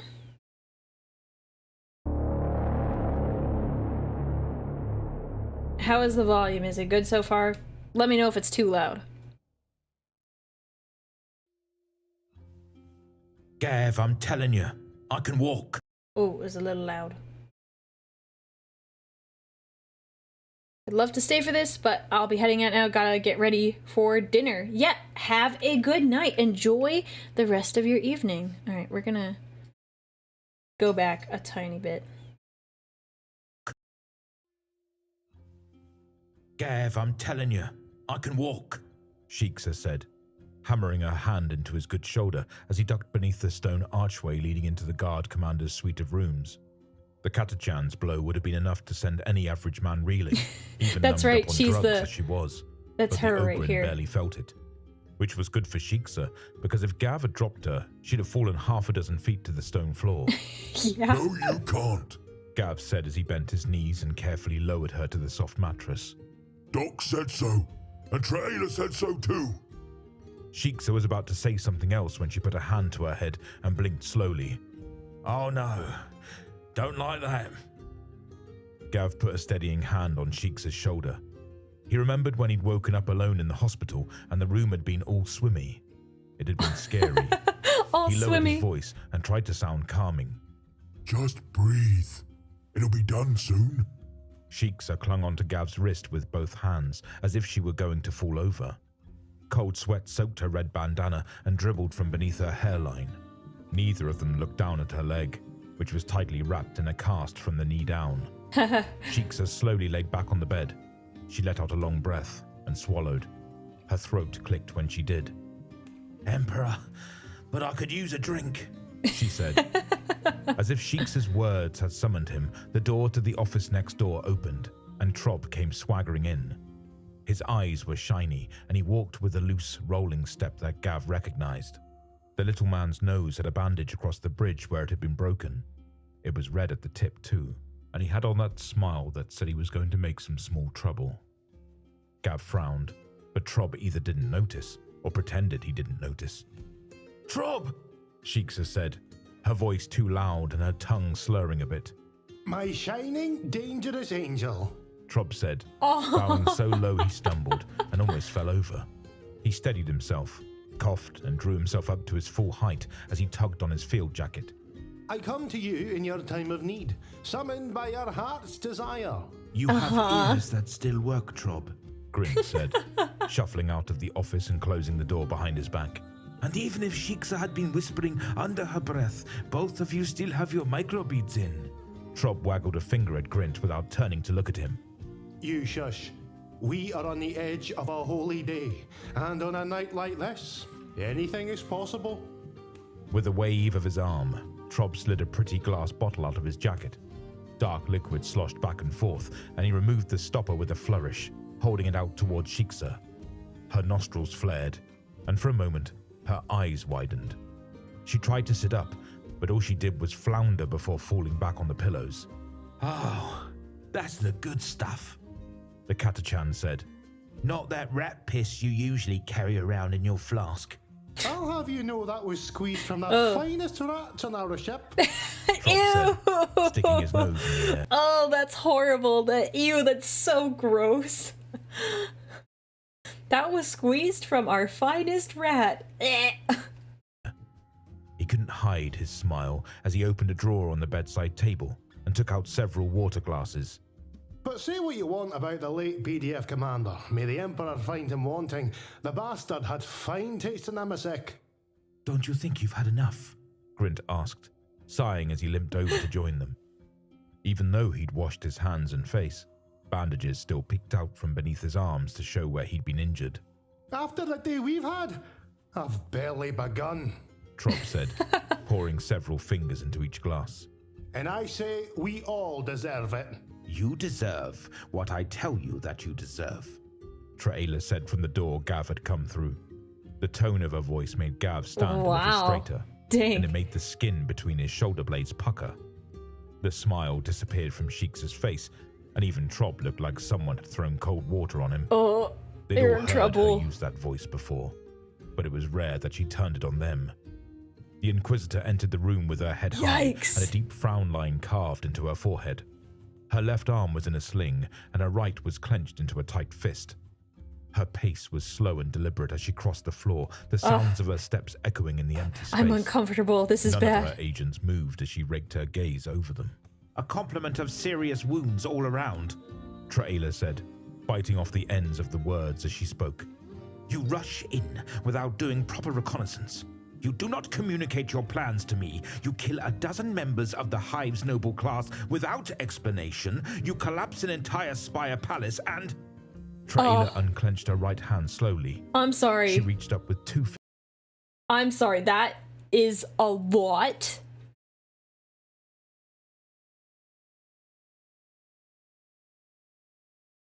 Wow. Okay, guys. Okay, guys. You're gonna have to rein it in. That is nuts. Fingers and squeezed the bridge of her nose, just over the old scar where it had been broken several missions ago. She let out a long, controlled breath and closed her eyes. And we stopped a cult hoping to unleash an army of demonettes to run rampant through the city.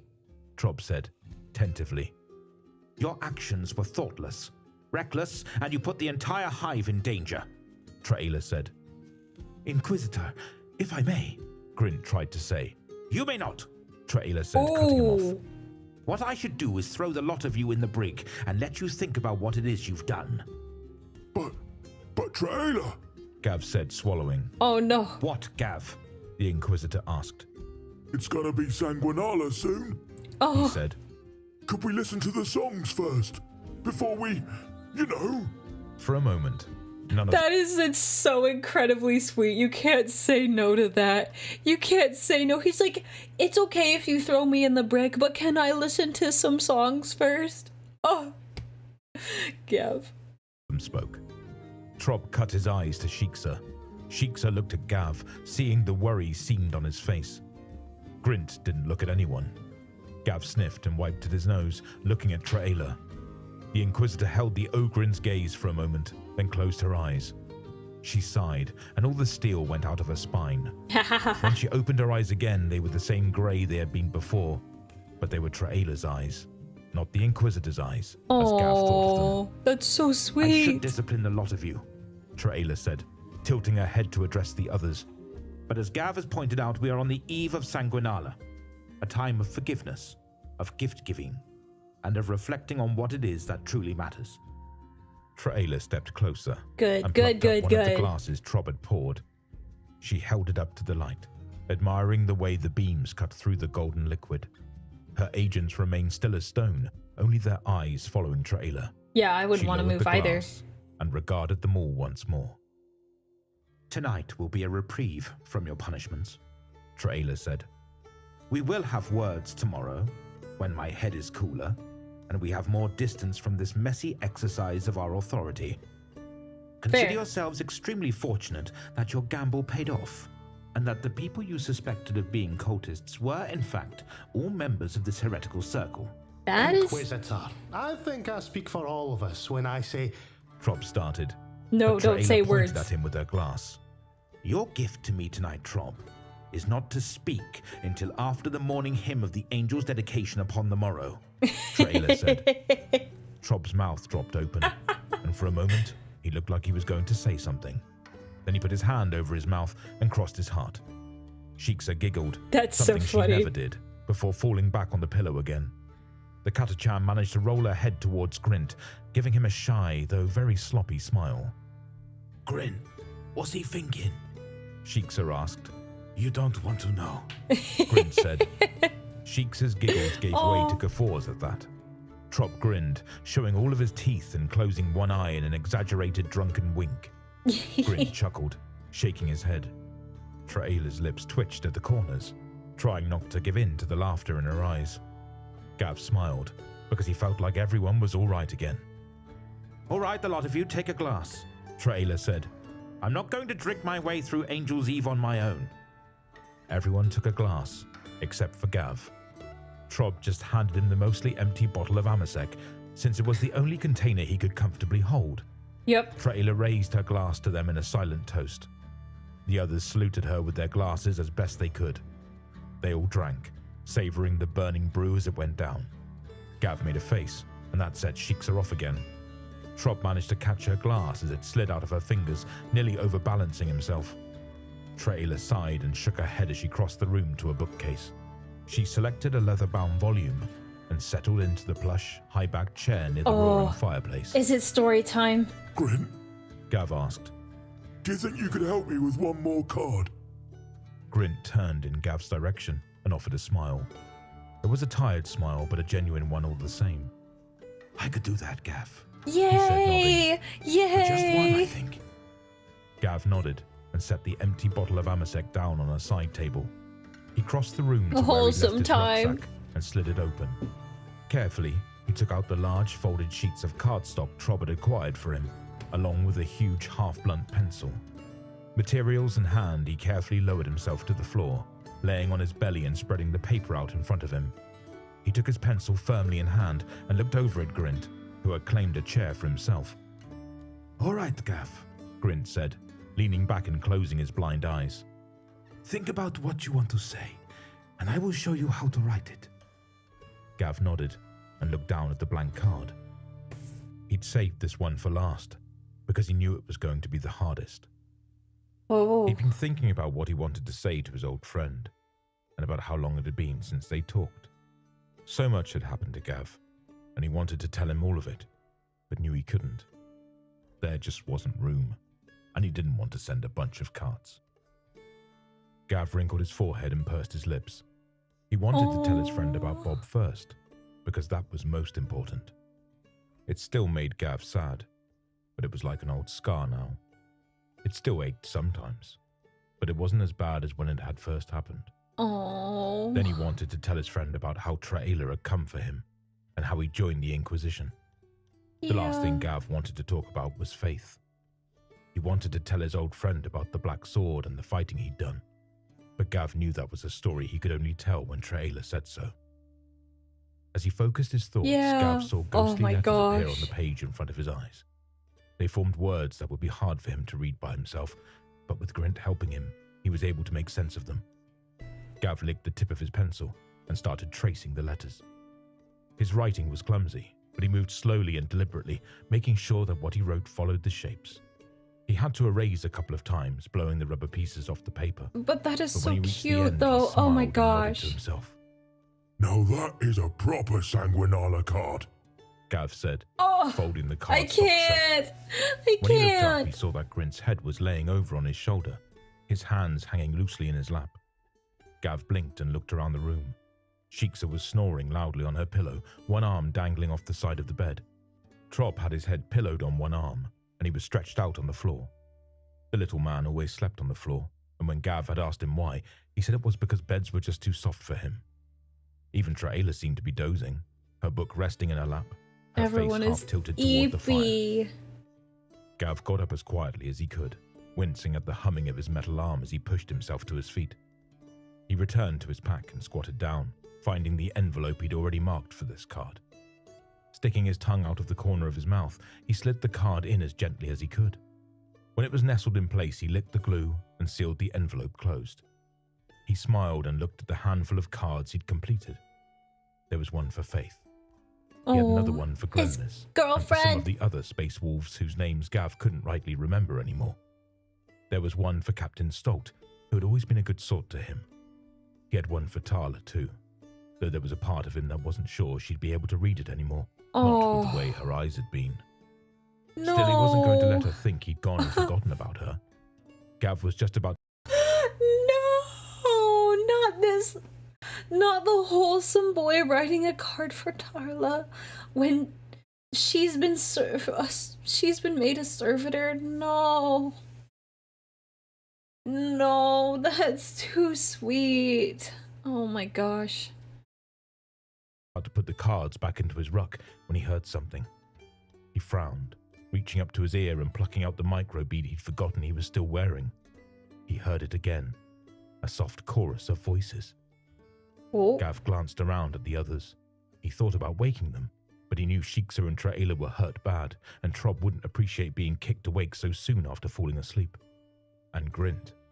Gav had never seen him just fall asleep like that, which meant he was probably really tired. Gav tucked his cards into the inside pocket on his combat jacket, made sure the pocket was snapped closed, and tiptoed toward the office door. He took one last look at the others, then ducked down low. This is the door behind him as quietly concerning. as he could. Gav stepped past the small wooden chairs and around the side of a desk big enough for him to sit at if he wanted to. he bumped into a This is not good. I'm worried. I'm worried. Hi, hello, all of you that are coming in. We're watching a bit of Gav and Bob. This episode came out on, I believe, Christmas or Christmas Eve. One of the days. And I'm glad you got to make it to the gym. I'm glad you're getting the gains. bookshelf, but managed to catch it before it shifted or dropped any books to the floor. He held his breath, seeing if any of the others had woken. But when no raised voices asked him where he was, he let his breath out in a quiet whoosh. He tiptoed to the glass door behind the desk that opened onto a stone walkway that looked down on the Hive City. Gav pinched the latch between his thumb and pointer finger and lifted it carefully. The door swung open, and Gav stepped this out makes me into the night. nervous. The cold was the first thing Gav noticed. It pebbled up his skin and turned his breath into steam as he blew it out of his nose. Snowflakes landed on his head, his cheeks and his shoulders, melting like chilly little kisses. They felt funny, and he laughed a little as the tiny tears ran down his arms and face. He tugged up the collar of his coat and stuck his hands in the pockets. He stepped over to the wall and looked down. From this high up, it looked like a little glass ball he'd once seen in a merchant's stall. Gav remembered it had a tiny hive city in it, and the city was full of lights. What was best was that if he shook the ball, it would snow inside for a little while. As he looked down, he heard that quiet singing again. It poured through every alleyway and leapt from every vox box until it filled the whole city. Gav watched as people stopped on the streets holding each other. Some even danced together under the bright lights. Gav smiled. Somebody had told him one time that song was written by one of the great angel's sons. That he'd loved his father so much he couldn't put it into words, so he had to put it into music. Oh, that's so the song always sweet, made though. Gav think about the people he'd lost or had to leave behind. It still made him sad to think about them, but when he remembered them on Sanguinala, it felt different. It was like instead of being sad they were gone, he could remember the good times they'd had when they were still together. Yeah. All the times he'd laughed with his old friends, or the times he'd saved them, or they'd saved him. He thought about all the little tricks he'd learned from them, and how sometimes the way they'd say something turned into the way he said something. As the song ended, Oh, that's so Gav swallowed cute. hard. In that moment, alone on top of the city, he thought about how he'd seen Ari, and how Bob had whispered to him. Oh. He knew right then that they might not be standing next to him anymore. But that didn't mean they were gone for good. Yeah. They were out there, with the Emperor, but they were also inside him, as long as he could remember them. Oh. A pretty song, a voice behind Gav said. It was soft, but he heard it clear as anything. Gav turned, bringing up his metal arm and crouching as his good hand snatched the combat knife off the back of his belt, just the way Shiksa had taught him to. A man in a hooded coat was standing behind Gav. He had his hands in front of him, with long fingers just poking out of the sleeves. I don't like. His No, boots no. were high and tightly laced. They made Gav think of a commissar when he was getting ready for a parade. He was tall, too.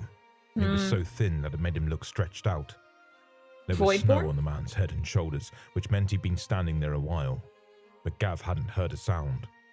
Not only that, but when he looked around, Gav couldn't see any footprints. Who are you? Oh. Gav demanded. I am a stranger. The man said. He held up both hands, showing first his open palms and then the back of his hands. He was wearing gloves and they shimmered in the air. It That's- reminded Gav of a fish he'd seen one time. Not a Even though sign. it was grey in the water, Please, when he no. plucked it out of the water, it had looked like a rainbow in the light. The stranger reached up and brushed the snow off his head and shoulders, as if he'd just noticed it was there. It made Gav want to smile, but he didn't. But as it happens, I am also one who owes you my thanks. Okay. You're welcome. Gav said, not lowering his knife. The stranger laughed at that. It made his shoulders shake and he held his stomach. His laugh was strange. It sounded like it was coming from too many places, and like it was in too many voices. Gav gritted his teeth and narrowed his eyes. The stranger stopped laughing as suddenly as he'd started, standing up straight again. My apologies, Gav Smith, but you caught me off guard. The stranger said. But mere words are not enough. Today is a fortuitous day, and because of this I have been sent to fetch you to meet someone very important. Gav's frown deepened. He puzzled over the stranger's words until he'd chewed most of the meaning out of them. He cut his eyes away from the stranger for just a moment, making sure no one was sneaking up on him. When he looked back, the stranger was gone. Gav looked left, then right, pivoting to make sure he was protecting his weak spots. A snowball crashed down at his feet and he looked up. The stranger was standing on the roof like a gargoyle, looking down at Gav. It must have been 24 feet or more straight up in the air. The stranger bowed low, perched on his tiptoes like some kind of bird. He should have fallen off the roof, but he didn't. And what if I don't want to go? Gav asked, standing up out of his crouch and shifting his grip on his knife. That is your choice, the stranger said, pulling himself back to his full height. Gav felt the skin on the back of his neck prickle. He didn't know who the stranger was, but he moved like he didn't have bones, and it made Gav uncomfortable to watch. That is, And despite being further away, it was like his voice was still right in front of Gav's face. But if you do not come, then you will never know. Gav was about to tell the stranger where he could shove it, and maybe throw him off the high walkway for good measure, when he stopped himself. Gav remembered how mad Traela had been at them earlier because they hadn't thought before they acted. Okay, but like this might be an opportunity where it might be okay just to act first, but I guess we're gonna see where this goes. They hadn't been careful. Gav hadn't really thought about it until right then. But what if some of those people hadn't been bad? What if they hadn't been talking to demons? It had turned out they were, which was lucky, but what if they guessed wrong? Gav realized he didn't know anything about this stranger, or about who the important person he wanted to introduce him to might be. That person might be part of the group who were talking to the demons but who got away. He might be somebody who wanted to say thank you, but who couldn't do it where other people could see. Gav realized with a shock that it might even be another Inquisitor. Sometimes they played silly games like this. Oh yeah, But that's a the good point. Was, Gav didn't know, and he could only see one way to find out for sure. All right then, Gav said. He carefully put his knife back into its sheath and folded his arms as he looked up at the stranger. Where are we going? The stranger didn't answer. He leapt off the roof, turning a pretty tumble before his boots landed on the high rockcrete wall around the high walkway. He never stopped moving, leaping from walls, sliding down railings and spinning round light posts before launching himself again. When he moved, Gav saw that shimmer again. It followed the stranger like a comet tail, all twisting colors that made him stand out in the darkness. There was a sound too, and one Gav hadn't heard before, a tinkle of several tiny bells. Gav started walking. I'm a little nervous about this whole thing. This concerns me. And sorry, I just got a notification for this. I didn't see it pop up on my screen. Thank you so much, Patrick Brune, for the tip on PayPal. Thank you very much. That was very, very kind of you. I hope you're having a good stream. I'm sorry I didn't see this earlier. It was about 20 minutes ago, so I'm really, really sorry. But I hope you are having a good day and you are enjoying the stream. But as he did, he took his microbead out of his vest pocket and put it back in his ear. He didn't open a channel, but he pressed the button to make sure it was on and ready to send messages to the others. Traela had also been mad that they hadn't been in contact with her, so Gav made sure that, if there was something she needed to know, he could tell her right away. Gav followed the stranger. That's smart. He's smart. He clambered down ladders that weren't made for Ogryns, bending at least a few of them out of shape. He ran down open boulevards and squeezed himself through alleyways as he tried to keep up. He slipped and fell on the snow once or twice, but he always got up and kept running after the stranger's flickering lights and his broken laugh. Gav was just starting to get winded when he saw a pair of huge doors creak open and that cape of dark dancing colors run inside. He slowed his steps and sucked the cold I don't air like in through his this. nose. He checked himself over, making sure his metal arm was working right and that his knife was right where he'd left it. He peered into the darkness, frowning. Gav smelled smoke, and the sharp chem scent of gun smoke. Oi, stranger! Gav called out. Are you in there? I am, The stranger's voice said, bouncing and slithering just like he had. A few more steps, Gav Smith, and all will be revealed. Gav sniffed. He didn't like this even a little bit, but he'd come too far to just turn back now. He'd gotten himself lost, and by the time he made it back to Traela and the others, the stranger would be gone, along with whoever else was in there waiting. So Gav put his good hand on his knife, held his metal arm in front of him like a shield, and shoved his way into the darkness. The door rebounded at his back, slamming itself closed again. He counted 1, 2, 3 steps, and stopped. All right, I'm here. Gav said, eyes widening as he tried to see. Show yourself. As you wish, a new voice said. A light bloomed in the darkness. It was a bright blue light, but for some reason it didn't hurt Gav's eyes when he looked at it. It pushed back the darkness, revealing a room that had once been filled with fine things. There were heavy carpets on the floor, as well as fur rugs, and the stone was fancy and polished. There had been chairs made of actual wood and a big fireplace along one wall. But all of it had been smashed to pieces by bullets and grenades, charred by mind fire, and turned to slag by a melter in some places. There weren't any bodies now, but Gav could still see the dark stains where there had been blood left on the ground. He could also see the fragments of the silver symbols that had been set in the stone. That had been where the demons were going to come through, but he and Shiksa had smashed it, and when they had, it had blown up. Yeah, that's good at least. Worse than him though, and that was when he picked her up and run with her. A man stood on the other side of the room from Gav. He was tall like the stranger, but not so thin. He was dressed in long, flowing robes and a fancy armored breastplate. He held a staff that was even taller than he was, and it looked like it was made from bone. It was carved all over, and at the tip it held a jewel that looked like it was full of starlight. That jewel was where the light was coming from. Gav narrowed his eyes. He couldn't read the symbols on the man's robes or the ones on his armor, but he'd seen them before. When he saw the man's 2 dark eyes and his pointed ears, Gav's nostrils flared and his jaw clenched. Oh. Eldar, he said, the word almost a growl. An Eldar? I ask for peace, Gav Smith, the Eldar with the staff said, holding up his other hand to show it was empty. That is my name. Not what I was expecting, but it makes sense based off the person who approached him. Holy cow, that's... Is Alandresh Vathiel, and I am a Farseer of Craftworld Uthway. Oh. I have come a very long way That's a big speak deal. With you, and to see you in person. Me? Gav asked. He was surprised, but not enough to let his guard down.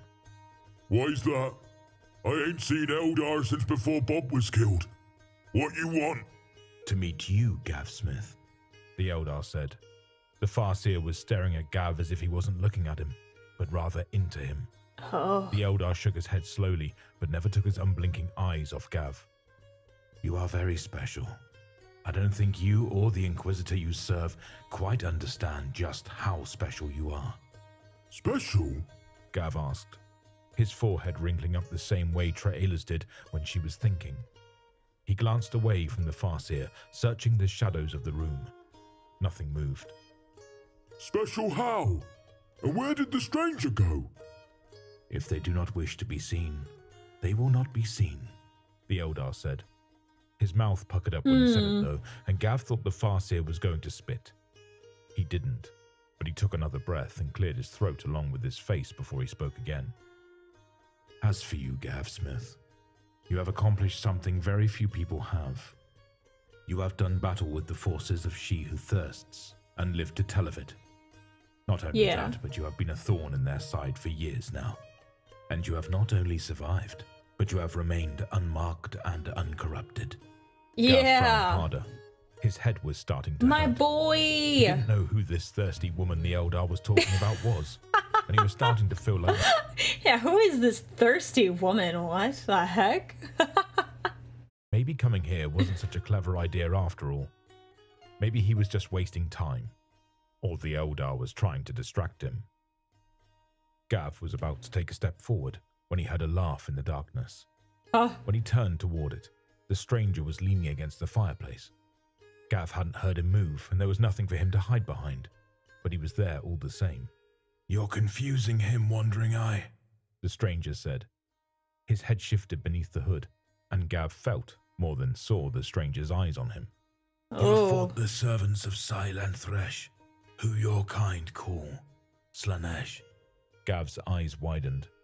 He'd heard that name. He remembered the chanting he and the others had interrupted in this room half a day ago, and how it sounded familiar somehow. He realized all at once it was the same chanting that he'd heard on the mountaintop when he'd held the black sword and heard the Emperor's voice telling him to fight. He remembered the demon with 4 arms and its hissing voice that made his head hurt. Gav Yeah. remembered how it hurt Tala and how it had screamed when he'd blown it up with that grenade. Gav turned back to the Farseer, and the Eldar was already looking at him. Its name was Akfuth last, and your fates have been tied together, The Farseer said. You sent it back to the Immaterium, Oh. and for that, it has marked you as its enemy. Stop! Gav Yikes. said, Oh, taking that's his hand bad. off his knife and holding it out toward the Eldar. Gav put his palm on his own forehead and squeezed for a moment, the pressure of his fingers making little lights go off behind his eyes. He flexed his metal hand, feeling the ache in his joint of where his old wound had been before Traela had him fitted for his new arm. That demon is dead. I killed it myself. It cost me an arm, but I did it. Demons are not so easily slain, Gav Smith, The Farseer said. You can destroy their body and banish them back to the world of spirit, but they can be reborn into this world over and over again unless something destroys that spirit permanently. The Farseer's voice was soft and kind. Gav had never heard an Eldar speak that way before. Gav put his hand down and looked at the Eldar. The Farseer had a look on his face Gav had seen Traela wear. It was a look she had when she was sad, but when she had to tell a truth she didn't like any more than the people hearing it did. Gav tried to reach for that old anger he'd felt for Eldar, but that had only really been there when they'd had on their helmets and they were shooting at him and his friends. Here, looking one in the eye was different. His brain caught hold of what the Eldar had said and it wouldn't let go. How do you do that? Gav asked. The Eldar blinked. How do you destroy one of the greater creations of She Who Thirsts? The Farseer asked.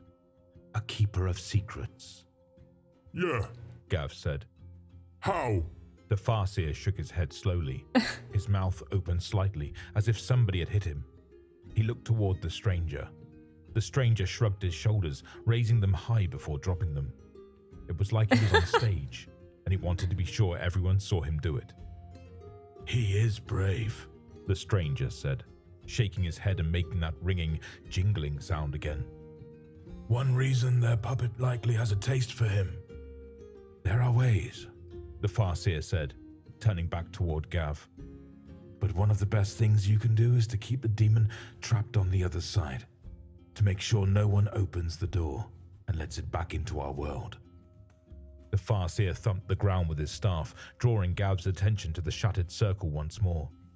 Gav stared down at the floor and remembered how it had been glowing, how it felt like the chant had almost been done when he and the others had started shooting. He remembered how hard Grint had to push with his mind to keep the door shut while he and Shiksa broke the circle. Gav frowned, hunkering down and staring at the smashed bit of floor. It was right there. Gav said. Almost ready to come through here. Just as when you took up the champion sword and fought for your emperor. Oh, said. they know the Gav's secrets. head whipped up at that, and he bared his teeth. How do you know about that? Gav snarled. Nobody's supposed to know about that. That is what a Farseer does, Gav Smith. He just Eldar knows said, the things. once more making a calming gesture with his hand. We see the threads of fate that connect all things, and we can see how even the smallest actions can affect the destiny of entire worlds. When you took up the battle against the Keeper of Secrets and you destroyed its body at the cost of your arm, that created a harmonious note that rang out to me. Then when you took up that black sword and prevented the same demon from being brought back into the world by the servants of chaos, with the hand of your emperor on your shoulder, that note rang out again, only many times louder. The Eldar gestured at the broken ritual circle, and then at Gav, offering him a smile. I had come here earlier in the company of another to stop this rite myself. But before we could act, you and your companions did. Nice. Not only that, But you acted with such enthusiasm that I believe you hurt the demon quite badly as it tried to reach through to our world. Think of it as slamming the door on its fingers and possibly cutting a few off. Nice. Gav said, getting to his feet. He folded his arms and stared down at the Eldar for several long moments. The Farseer didn't say anything. The stranger didn't say anything. Gav nodded slowly, as if he were beginning to understand something. You're a psyker, like Grint. The Farseer winced, and his lips twisted. Ew, opened his mouth how dare you compare me to the Monkai? How dare you compare me to that guy? To say something, then stopped. He tried again, but nothing came out. Finally, he nodded his head once. That is not inaccurate. All right then. Gav said, unfolding his arms. So you've seen me. Now what? I wanted to offer you a gift. The Farseer Oh, a said, gift? his smile returning. As a sign of respect for what you have done, and to help make it easier for you to continue your fight against our enemy. Gav tilted his head, confused. His neck cracked loudly in the stillness. What sort of gift? Anything that is within my power to give you. Oh, The Farseer said. Can you give me something to kill the big demon for good? wow. He's giving him a mostly blank check. Incredible. I also wonder... Gav has all his cards. I wonder if he'll also be like, hey, can you, like, deliver these to my friends, please? And thank you. We'll see, though. We'll see. Gav asked. Akfoth, what's his name? Maybe something like the Black Sword. I bet that would have done him if he'd showed up. I cannot offer that, sadly. The Farseer said, shaking his head slowly. There are few such weapons in this galaxy capable of slaying a demon permanently, and that is not in my power to give you. Oh, all right then. Gav said. Okay. He pursed his lips, thinking. He rubbed his chin with his good hand. The Farseer waited. The stranger waited.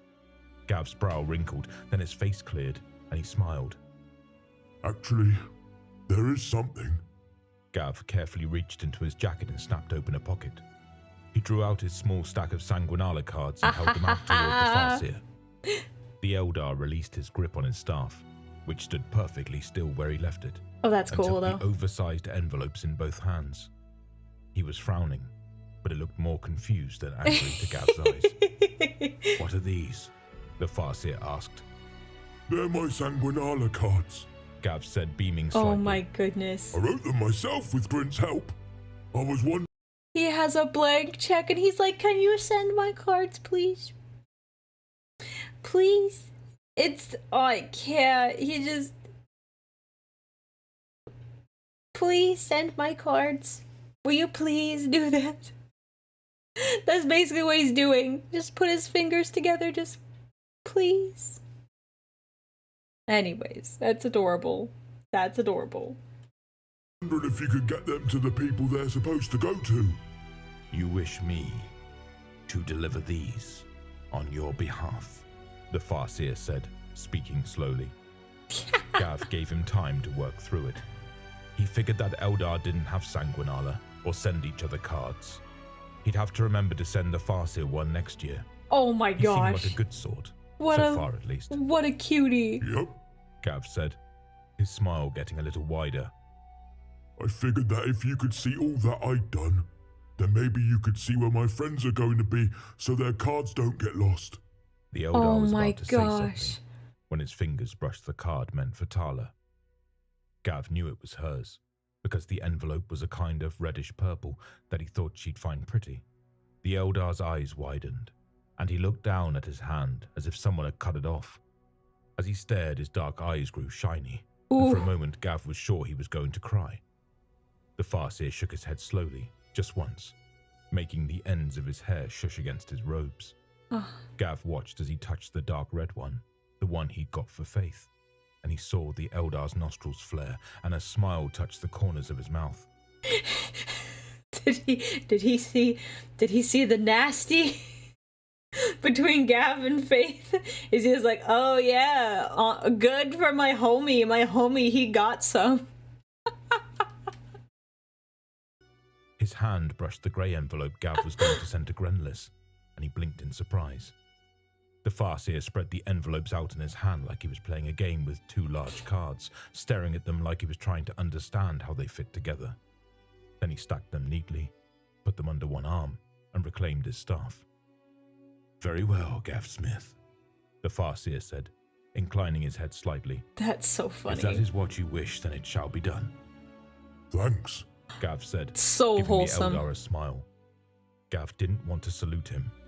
That was something you were only supposed to do to commissars Yes, and yes. other officers. Uh-huh. So he tried to imitate the same movement the Farseer had made.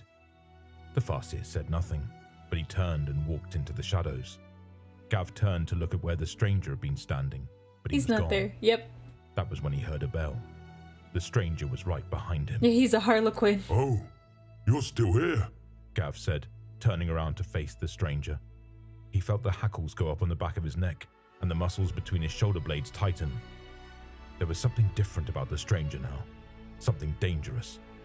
Gav reached back to check his knife, but brushing his fingers against the hilt didn't reassure him the way it usually did. What do you want?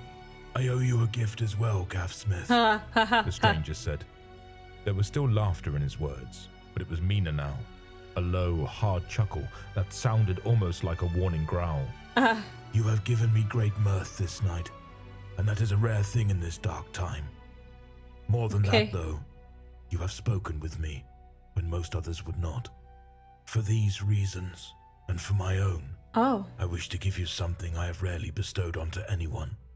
Before Oh. Gav could say anything, the stranger reached up with both hands and pushed back his hood. A face slid out of the shadows.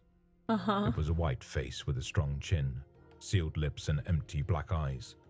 Twin horns curled up from the forehead, and it took Gav a moment to realize It's a it was mask. Yeah. not the stranger's real face. A pair of small silver bells dangled from the horns, tied on with red and purple string that had been tightly braided together. The stranger reached up and carefully slid one of those strings off his horn, until the bell dangled between his fingers. Oh. Take this, my friend. The stranger said. He grasped the wrist on Gav's good arm and turned it so his palm faced upward. He placed the bell in Gav's hand and closed his fingers around it. Listen closely. A day will come when you will have need of me. You will know that day. Keep that bell in your pocket, and don't forget about it. You need only ring that bell and say my name.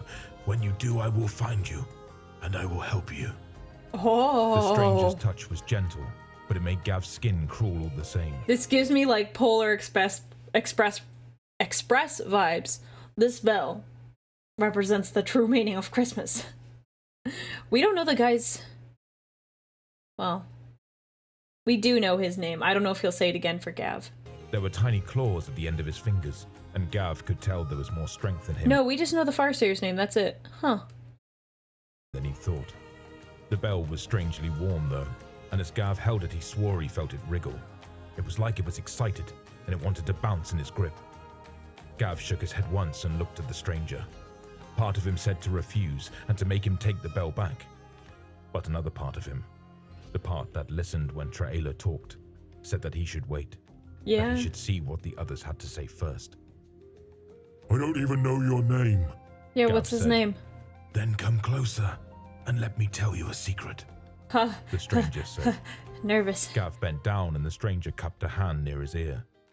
When he spoke, Gav didn't hear the words. Instead, He felt them. heard the meaning. Ooh. He heard the sound of a dancer whose steps dragged across a razor-thin blade.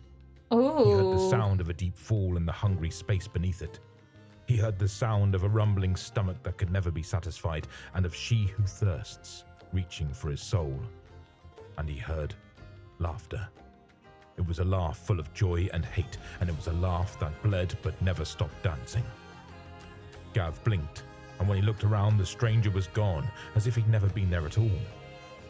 He reached up to rub his eyes, and that was when he felt it. Gav opened his hand, and there was the bell, sitting right in the middle of his palm, the little ribbon curled around it like a tail. He thought, and he knew, the stranger's name. He could have said it right then if he wanted to, Before he could try, though, a voice hissed in his ear. Gav! Grint said. Gav, where are you? Grint? Gav asked, looking around before he remembered he'd put his microbead back in. Gav, where are you? Grint repeated. It's nearly dawn. Gav glanced toward the door he'd come through, and he saw warm red light peeking through the gaps. He walked over and shoved the door open. Morning light spilled over him, and his breath fogged in the chilly air. Birds flew up, startled by the door, and Gav smiled at them. Just as they'd flown out of sight, he heard another song start playing on the city's vox boxes. It was a song Gav knew well, and his smile became a grin. Happy Sanguinala, Grint! Gav said over the line as he stepped out into the cold day. He was tired, but he could feel a second wind coming on. I was at the place we was at last night. The one that blew up. Oh I've got a gosh. story to tell you once I get back, and I think you're all gonna want to hear this one. Yeah! That was so good. That was wonderful. I love that. That was so sweet and oh my gosh, just amazing.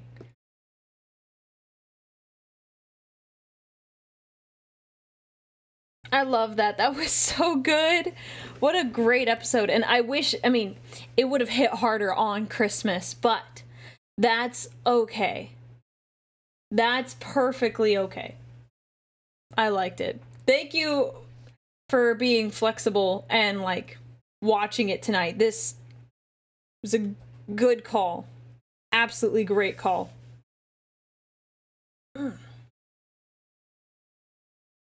Elves give good presents. Yeah, that elf did give a very good present. I'm a little worried to see what Gav is gonna have to go up against. But you know, we're I'm sure we will find out eventually. That makes me a little nervous. The real Christmas elves. Wow. I mean, you're not wrong. You aren't wrong. Anyways, I don't have anything more for you guys tonight. Thank you so much for joining me on stream. I really appreciate it, and I hope all of you had a great New Year's. I will see you tomorrow. I will be working on the Baneblade, and I've got a fun little kind of surprise. No, it's not a huge surprise, but I think you'll like it for tomorrow. This book club meeting was great. Yes, we talked about book for like 5 minutes. I'm so sorry. We talked to it for about like 5 minutes. We did talk about a book. How long did we talk about it for? Don't worry about it. All right. Good night, everyone. I will see you tomorrow. Oh, and on Sunday, we are watching Star Wars versus Warhammer 40K. So be there for that. It'll be a lot of fun. We'll see if I'll put up the poll for the book club book for next month, if I do that tonight or another time. So I will see you all later. Have a good night, everyone. And yeah, bye.